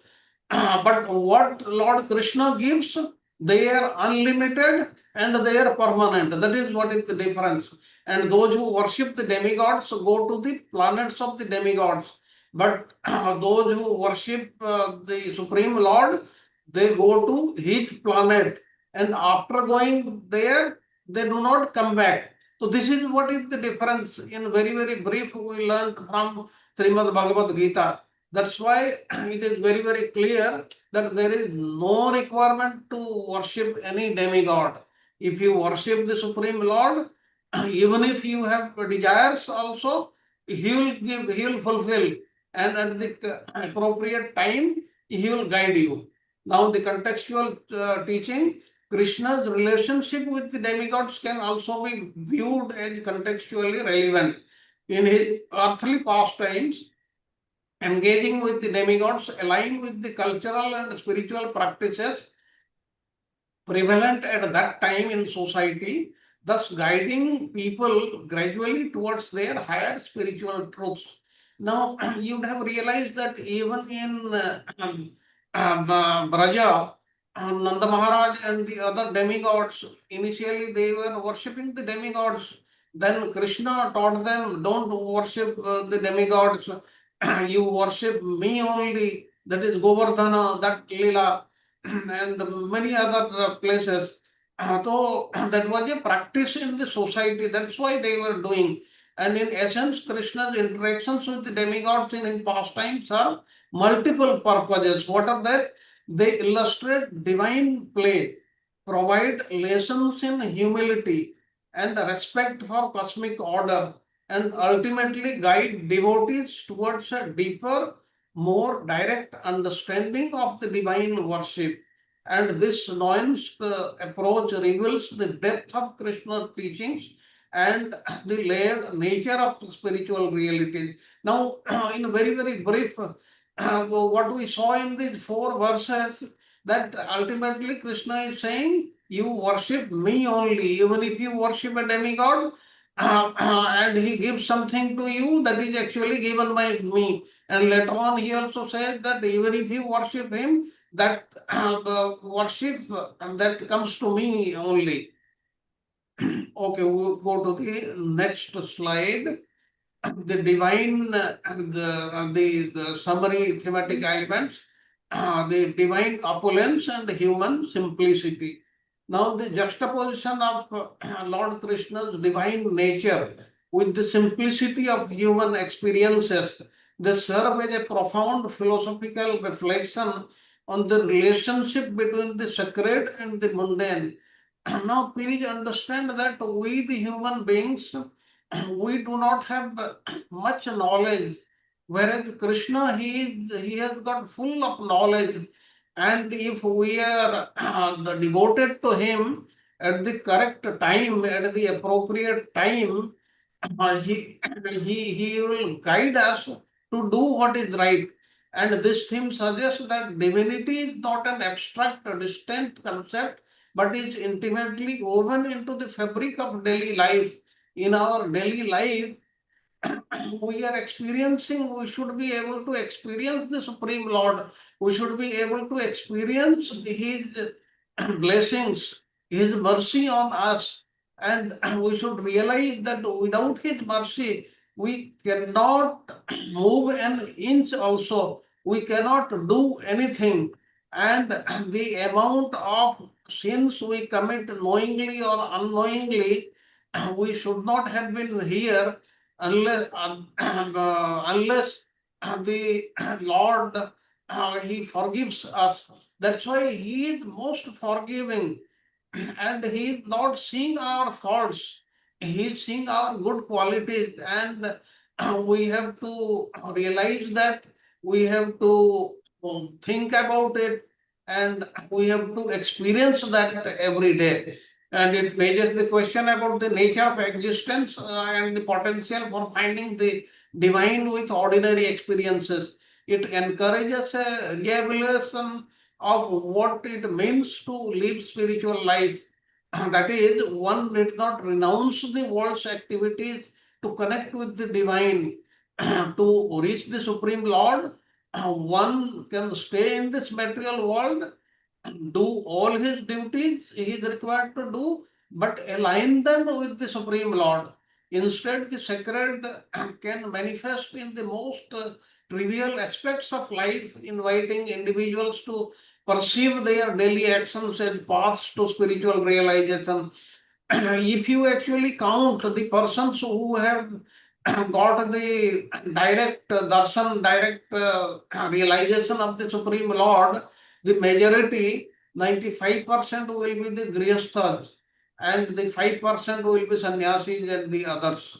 So that is what it is. Even in remaining in this material world, we will be able to realize him. And service and devotion, the concept of service, that is seva, as depicted through Rukmini's actions, illustrate a rich philosophical discourse on the nature of devotion.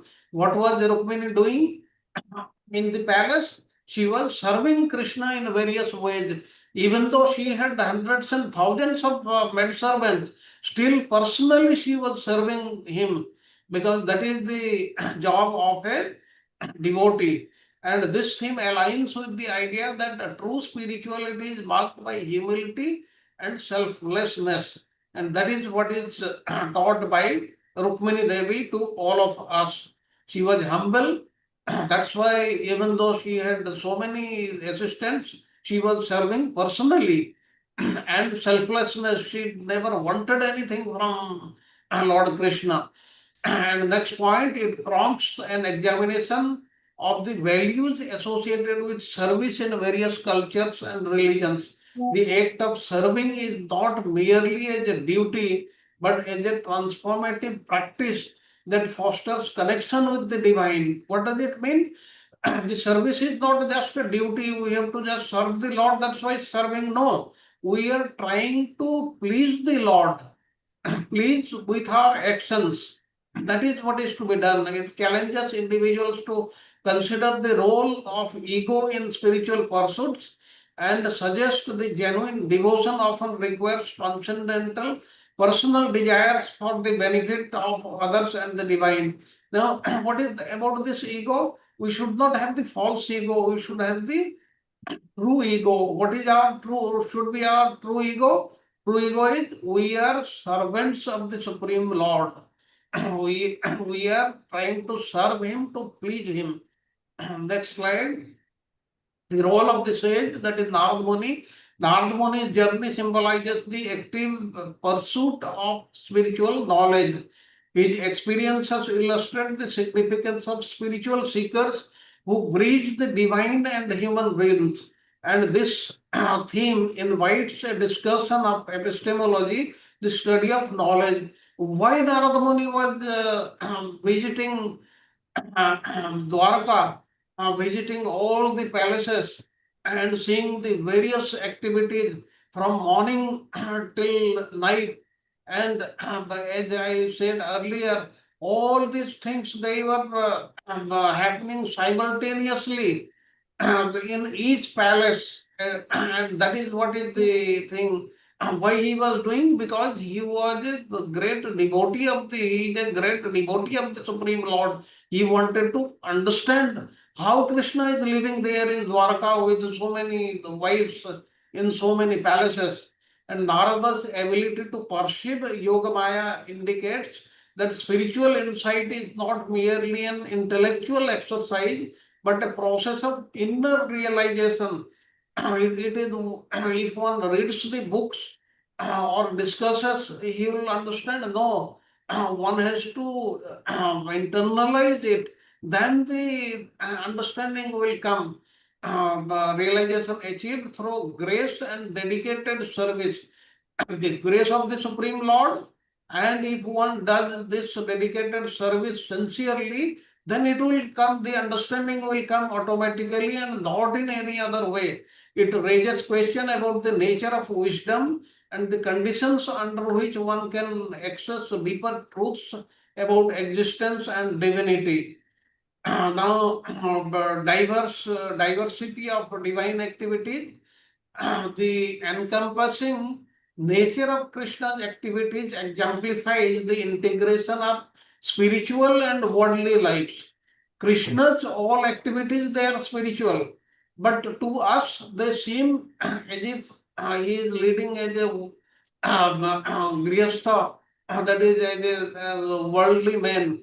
And this theme fosters a philosophical exploration of the idea that spiritually is not confined to rituals or renunciation, but is enriched by engaging all aspects of life, including family, governance, social responsibilities. Krishna was not doing all these activities as a ritual. He was looking after his family, his children. He was also governing the country. That is, he was also going to the Sudharma Sabha and meeting the various people, discussing. And he had so many social responsibilities, and he was discharging all of them. Though he is the Supreme Lord, he is not supposed to do that, but still he was doing that because to become an example to everybody. It challenges the notion of sacred versus secular, proposing a holistic view of existence where every action can contribute to spiritual growth if performed with right consciousness. Our consciousness should be God consciousness. And with this, if we perform our duty, that is serve the Lord, then all the understanding will come to us automatically and the Lord will be automatically satisfied. This is in a very brief given here. And this aligns with the philosophical perspective that authentic spiritual practice might be more about the intention behind actions than actions themselves. Actions themselves do not speak, but the intentions which are not spoken, they speak. Go to the next slide. Okay, since there is hardly any time left, I will not have any break. We'll go to the next slide. But before that, yes, and what other actions Krishna was doing in the palaces? He was also going for hunting, mounted on horses. Now, on this, Srila Prabhupada comments that according to Vedic regulations, Kshatriyas are allowed to kill prescribed animals on certain occasions, not every day, either to maintain peace in the forest or balance in the forest and offer the animals in the sacrificial fire. And please remember, when they are offered in the sacrificial fire, and these sacrifices, they are presided by the qualified brahmanas, then all these animals they get back their lives and they are elevated also, which cannot happen in the Kali Yuga. That's why it is prohibited. And Kshatriyas are allowed to practice this killing art because they also have to kill their enemies mercilessly to maintain peace in the society. And as I have already said, Narada Muni, he visited all this and he spoke to Krishna. Then Krishna, he answers that I am the speaker of the religion, I am the performer, and I also give the sanction. And but I observe religious principles to teach them to the world. So you should not get disturbed. And on this, Jiva Goswami explains that Lord Krishna wanted to dispel Narada's distress which Narada felt because he saw Lord Krishna worshipping the demigods, and even Narada himself. And Vishwanath Chakravarti Thakur explains that Lord Krishna's feelings are that I bathed your feet today in order to help propagate the principles of religion so that others should see and learn from that. Now, the nature of reality and illusion, Krishna's teachings about the distinction between reality, that is Brahman, that is the Supreme Lord, and illusion Maya, invite deep philosophical inquiry into metaphysics. Thus, duality challenges individuals who engage in fundamental questions about existence. What is real? And how do appearances deceive us? Now, this material world, is it real? To some extent, it is real, but it is temporary. But whatever we see with our material eyes, they are not real. Like one example I will give, say in the Vrindavan today, in the earthly Vrindavan, the Lord is doing his pastimes as he was doing in Dwapar Yuga, but we with our material eyes we cannot see them. The devotees, the pure devotees, even they see Krishna performing this rasa dance and all other activities even today. So that is what is the difference. We are covered by Maya. Now, next is Krishna's reminders prompt adherents to cultivate discernment, leading to insights that transform superficial understanding of life. And this theme suggests that true knowledge involves seeing beyond illusion. We should not be covered by illusion. And how it can happen? If we get attached to the Supreme Lord, think about him, and get engaged in his service 24 hours in a day, recite his name, then Maya cannot come anywhere near us. And recognizing underlying unity in all existence, it encourages philosophical contemplation on how societal attachments and misperceptions create a distorted view of reality. Now, what you see in the society, what the people talk about the society and this even the Supreme Lord, they are all distortions, and they will go away once the Maya leaves us. And unless we get Krishna centered or God centered, otherwise we will be Maya centered, only Maya will be controlling us. Therefore, the choice is only two with us: go with Krishna or go with Maya.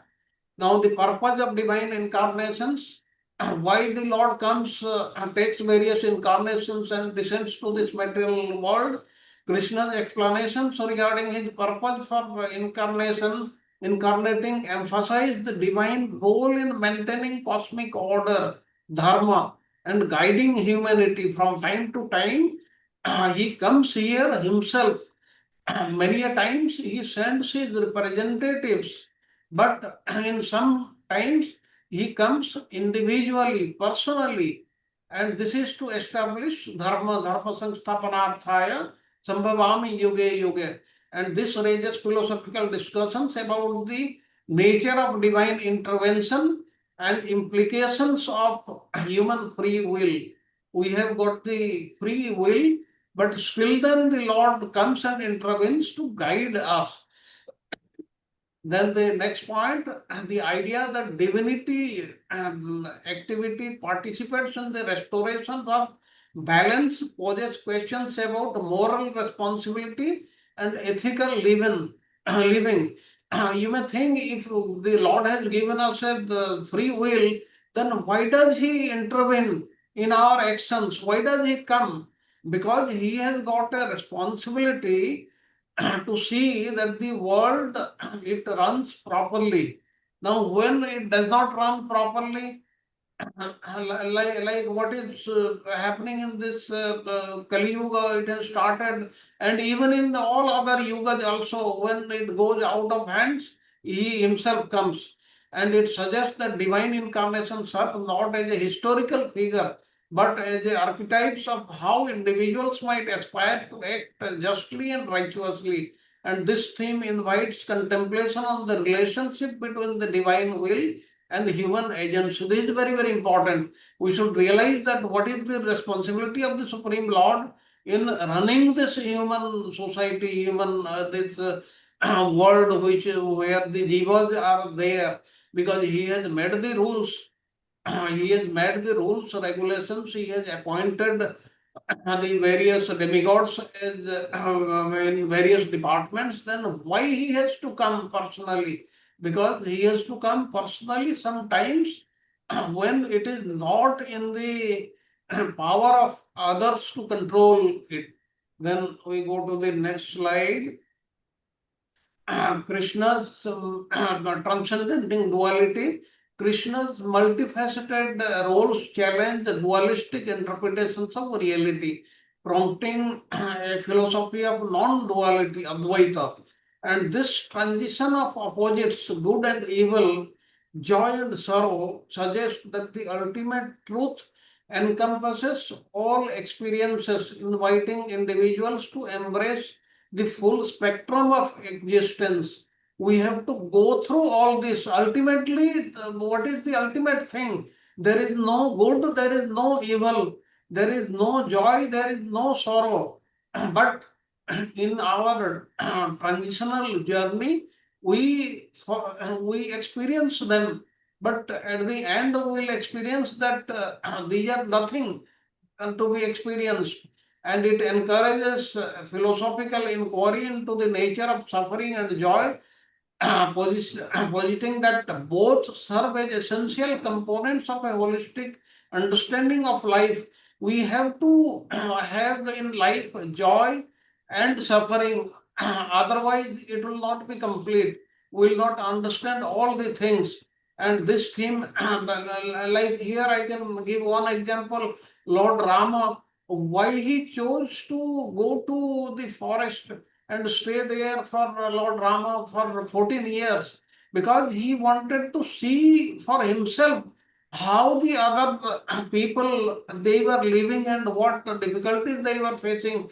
Had he stayed in the palace as a royal king, he would not have known them personally. And that's why he himself went. That's why we should also go into the details and understand them. And this theme emphasizes that the spiritual growth often arises from integrating and reconciling dualities rather than avoiding them. That means when bad times comes, when suffering comes, we should not avoid them. We should experience them as part of our prarabdha. Then the Lord will be very, very happy and he will help us. And chanting and glorifying Krishna's pastimes, Narada yearning to travel and chant Krishna's glories reflect the fundamental practice of remembrance, smriti, within devotional tradition. From philosophical perspective, this element speaks to the transformative power of language, sound, narrative in shaping consciousness. We should always remember the Supreme Lord. And in Bhagavad Gita, as you know, he says, Yamim Vyapi Smaran Matram, that is, at the time of death, if somebody remembers the Supreme Lord, not chanting, he is not saying chanting, one should remember, because one may not be in a state of speaking. You may not be able to speak, but in your mind you should visualize the Supreme Lord. Then he will give whatever is required. And it raises questions about the role of devotion and the efficacy of recitation in spiritual practices. The act of remembering the divine serves as a vehicle for enlightenment and liberation, emphasizing the relationship between consciousness and verbal expression. And this theme highlights the importance of community and shared worship. Not only that we should worship and chant the name of the Lord, we should engage others also to do the same thing in cultivating a collective spiritual experience.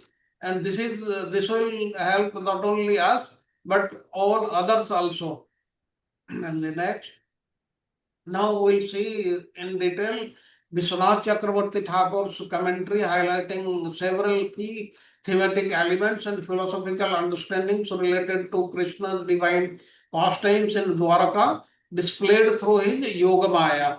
All these points we have discussed, but let us now know what the Vishwanath Chakravarti Thakur says on these points. Krishna's transcendental nature.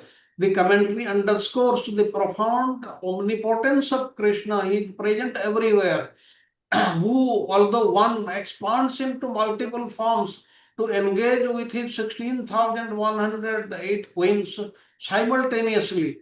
And this unique display of his transcendental nature surpasses ordinary human capabilities, leaving us in awe and reverence.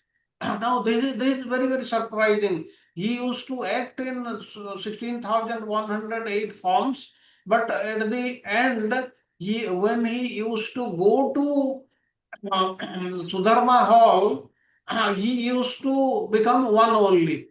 Not when he reached Sudharma Hall, he was not 16,108, he was one only.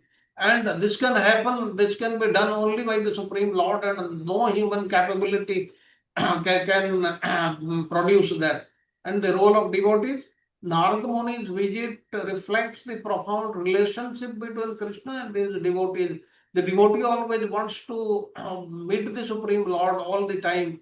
And Krishna's respectful treatment of Narada, he was so respectfully treated Narada. He washed his feet and put that water on his head like this, including washing his feet, underscores the importance of honoring Brahmanas and exemplifies Krishna's humility.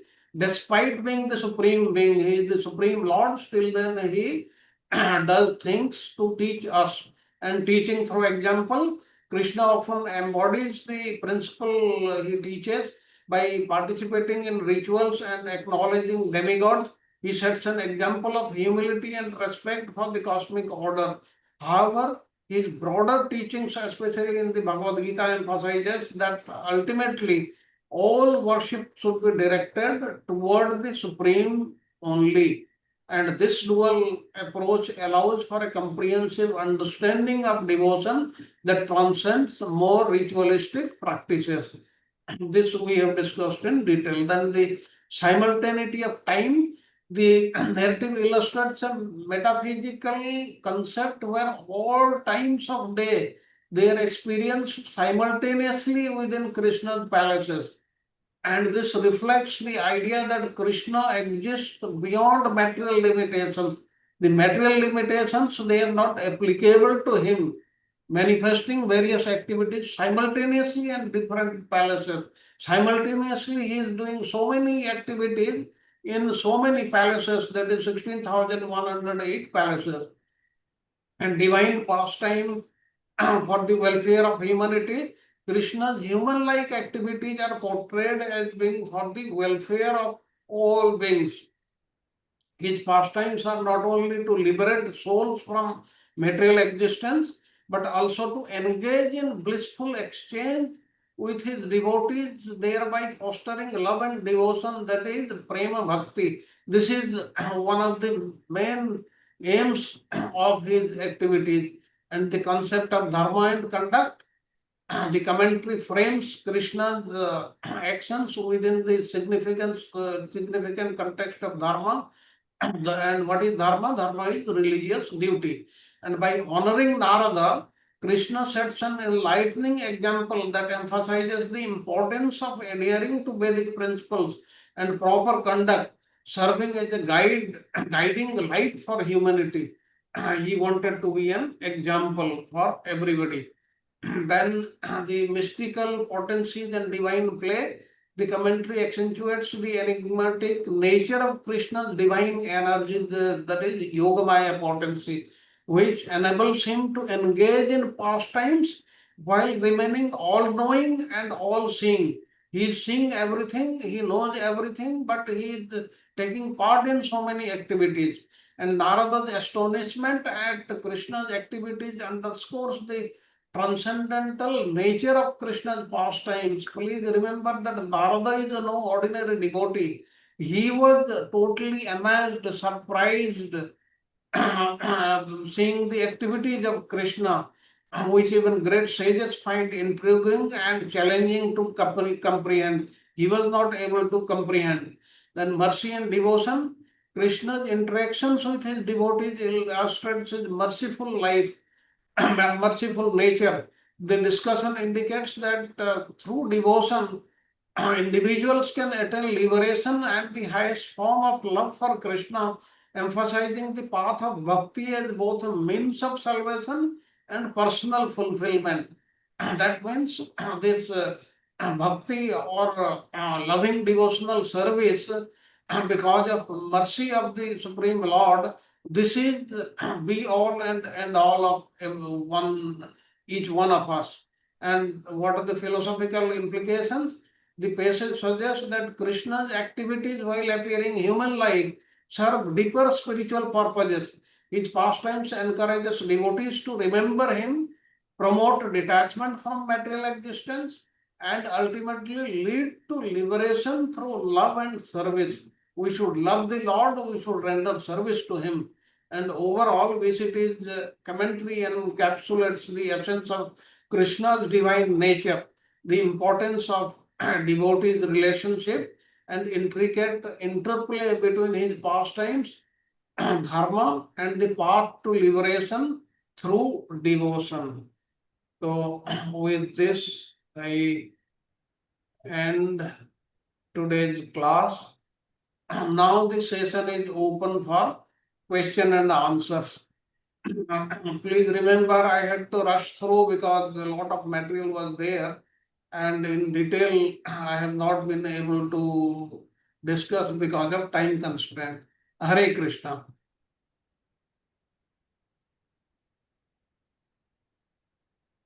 Hare Krishna, Prabhuji, Dandavat Pranam. Yeah. Prabhuji, Yes, yes. Yeah.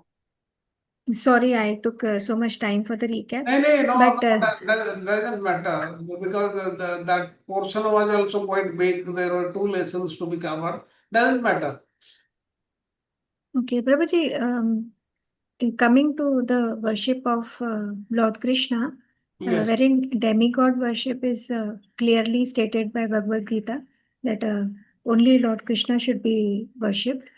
But we have to respect them. Yes.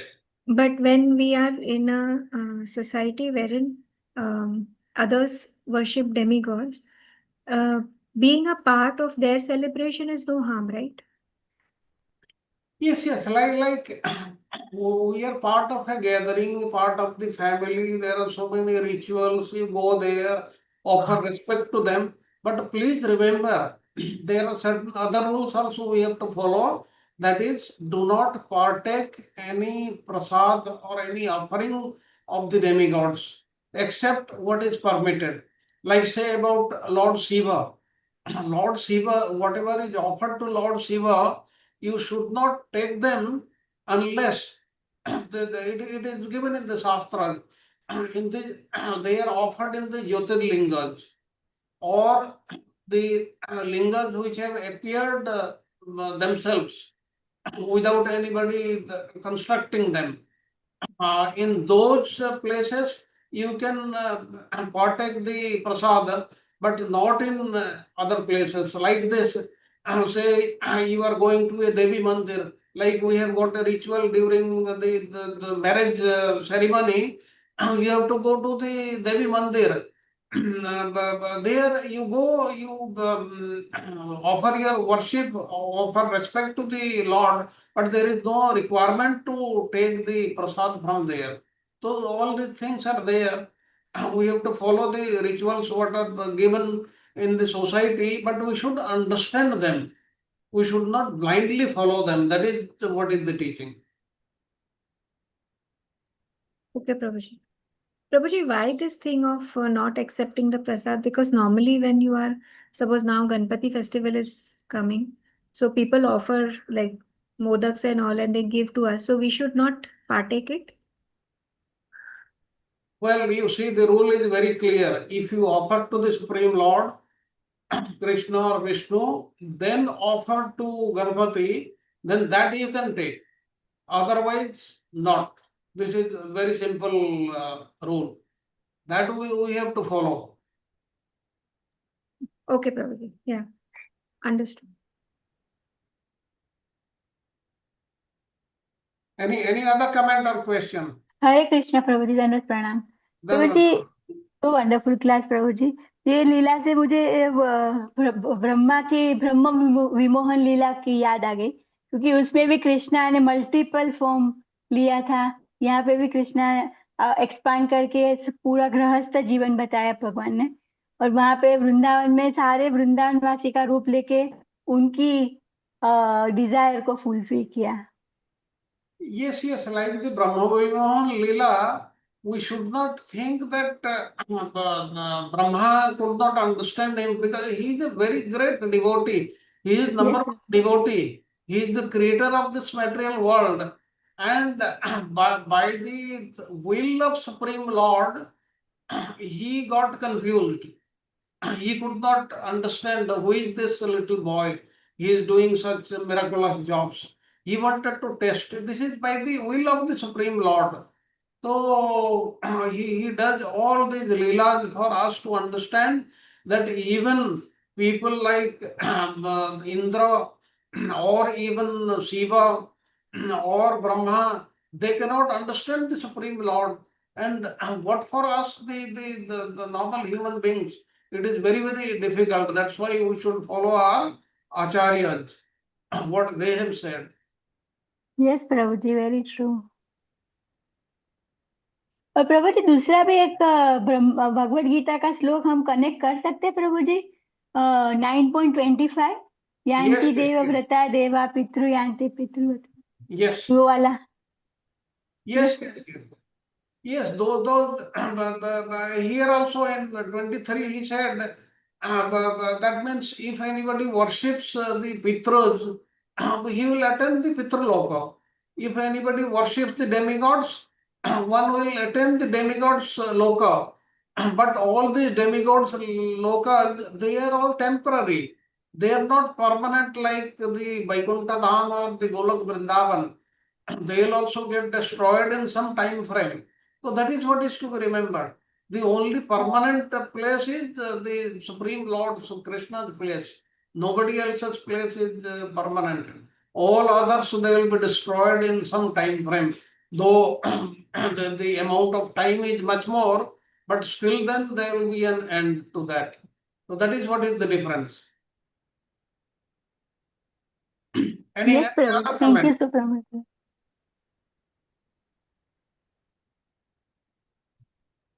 So Prabhuji, basically we have to serve everyone, but be attached only to the Supreme Personality of God.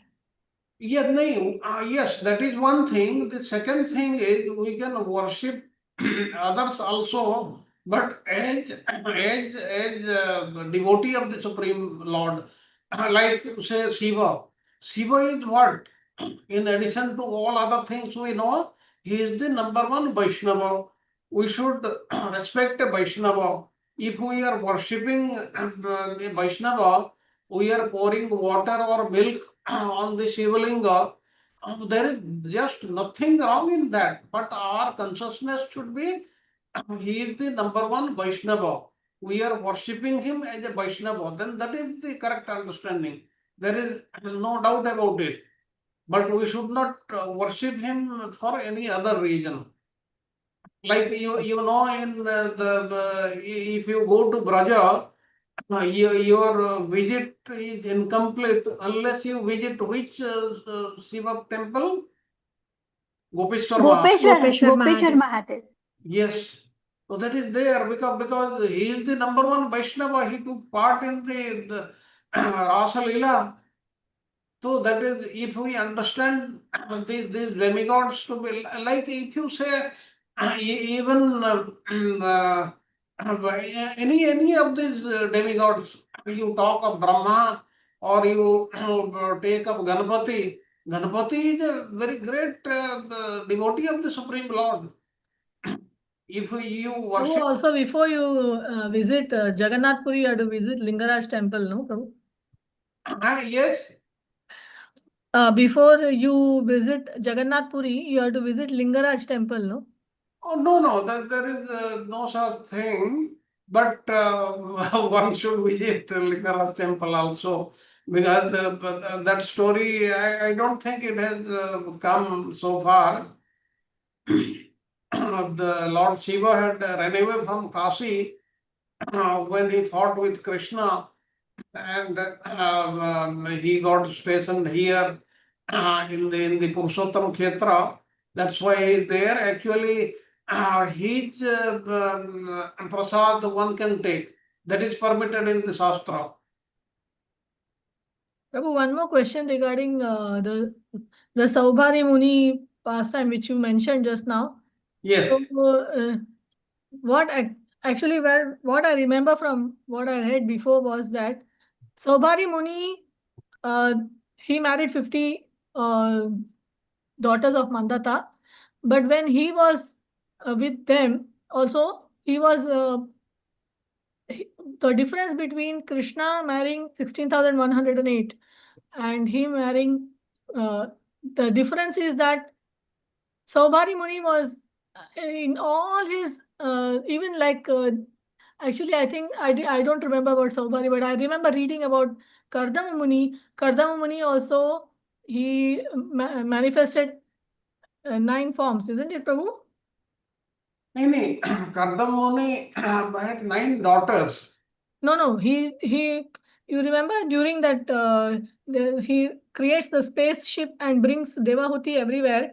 So at that time, to give pleasure to Devahuti, he manifests 9 forms, and then he gets 9 daughters. So anyway, the point over here is that when the living entity expands, then the difference between living entity expanding like Saubhari Muni or Kardama Muni and the difference between Krishna expanding is that the forms, like the 9 forms of Kardama Muni or the 50 forms of Saubhari Muni, they will be doing it is the same activity being doing by all the 50 forms or all the 9 forms. So it is like the forms are different, but the activities is still the same, because it is not in actual expansion, just like Krishna is expanding. When Krishna expanded, that is why Narada Muni was so very overwhelmed when he saw that Krishna is doing different activities in different palaces. So I don't know, this is what I remember reading. But if Yes, somebody you else... can understand in a simpler language if I say there is a difference between the original copy and the photocopy. In Saubhari Muni's case, it was like photocopies. And the photocopies, they are not same as the original copy. But in case of Krishna, everybody was an original copy. So that is what is the basic understanding of this. In Saubhari Muni's case, it was not the same as Krishna's case. Krishna was same everywhere. His parents, his all attendants, they were the same, replica everywhere. But there is a difference when you compare to Saubhari Muni. That's what Vishwanath Chakravarti Thakur is saying.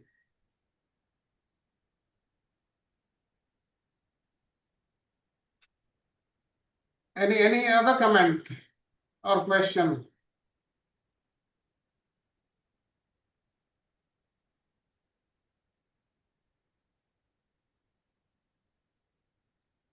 हरे कृष्णा प्रभु जी आपने एक slide में एक जगह पे है कि you have to cultivate this knowledge, spiritual knowledge with others also.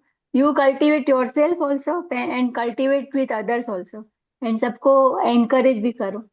मगर प्रभु जी, सबको वो कैपेसिटी, मतलब वो शक्ति नहीं होती है, मतलब कैपेसिटी भी नहीं है कि इतनी इंटेलिजेंस भी नहीं होती, तो वो क्या करे? अगर वो सुनते हैं, सब सुनते रहते हैं, मगर वो फिर एक्सप्रेस नहीं कर पाते हैं, कि समझा नहीं पाते, तो वो कैसे कल्टीवेट कर सके प्रभु? Okay, like we try to do so many things to motivate others, but still they don't get motivated. We do like various people do so many things to change people in the society, but it does not happen automatically. Firstly, it takes a lot of time but it also depends on us also. What you are saying is very correct. We are not pure devotees like very many people. We do not have that power.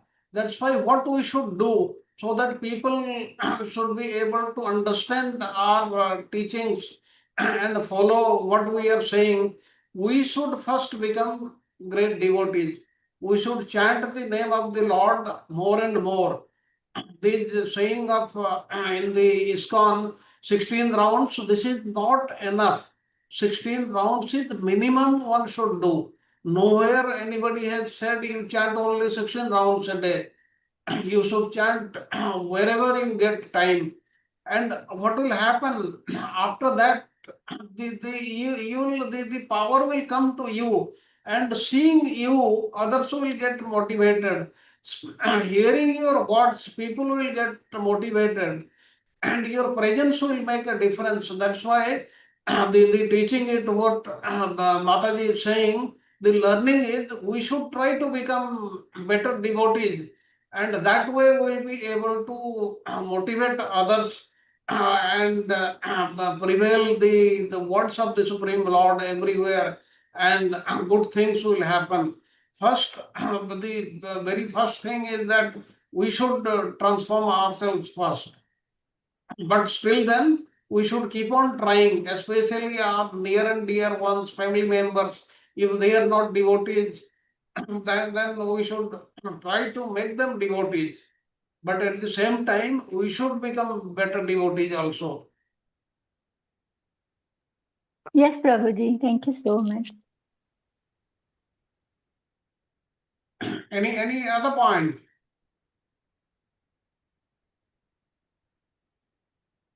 If no point, then I'll request Charu Prabhuji to say something on these aspects.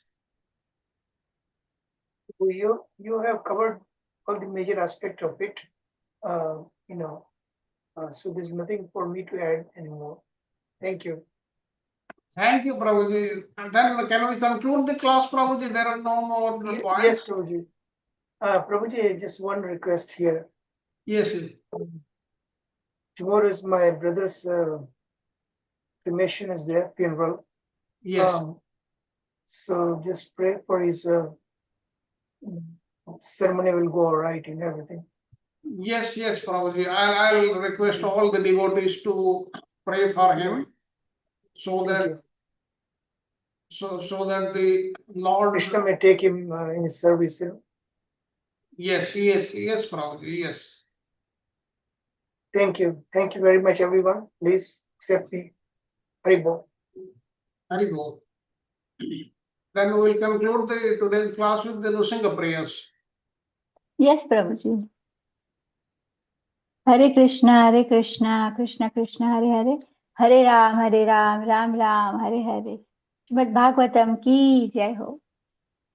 नमस्ते नरसिंहाय, नमस्ते नरसिंहाय, प्रह्लादलाददायिने, प्रह्लादलाददायिने, हिरण्यकाशीपूर्वक्षः, हिरण्यकाशीपूर्वक्षः, शीलटङ्कानखालाये, शीलटङ्कानखालाये, इतो नरसिंह परतो नरसिंह, इतो नरसिंह परतो नरसिंह, यतो यतो यामि ततो नरसिंह, यतो यतो यामि ततो नरसिंह, बहिर्नरसिंह हृदये नरसिंह, बहिर्नरसिंह हृदये नरसिंह, नरसिंहमधिं शरणं प्रपदे, तव करकमलवरे नाखा अद्भुतशृङ्गां, दलिता हिरण्यकशिपु तनुभृङ्गं, केशवधृता नरहरिरूपा जय जगदीश हरे, जय जगदीश हरे, जय जगदीश हरे। जय हो नरसिंहदेव, नरसिंहदेव, नरसिंहदेव, जय हो नरसिंहदेव। जय हो प्रहलाद महाराज, प्रहलाद महाराज, प्रहलाद महाराज, जय हो प्रहलाद महाराज। जय जय प्रभुपाद, प्रभुपाद, प्रभुपाद, जय जय प्रभुपाद, जय जय गुरुदेव, गुरुदेव, गुरुदेव, जय जय गुरुदेव। श्री श्री लक्ष्मी नरसिंह भगवान की जय हो। भक्त शिरोमणि प्रहलाद महाराज की जय हो। सर्व डिवोटी की जय हो। हरे कृष्णा कृष्ण कृष्ण हरे हरे, हरे राम राम राम हरे हरे। પ્રભુજી તમારા બ્રધરનું જે બી બધું કાર્ય સરસ રીતે સંપન્ન થાય એવી ભગવાનને પ્રાર્થના કરીએ છીએ. હરે Thank you, Krishna. Mataji. Thank you. Thank you. Thank you. દંડવત પ્રણામ to all devotees. Thank you, Mataji. Thank you very much. All glories to the devotees. Then we'll Thank meet you, Prabhu. Thank you, Mataji. next weekend. Krishna Prabhuji, Dandavat Hare Pranam. Krishna પ્રભુજી. દંડવત પ્રણામ to all devotees. Thank you પ્રભુજી. Thank you, Prabhuji. Dandavat Pranam.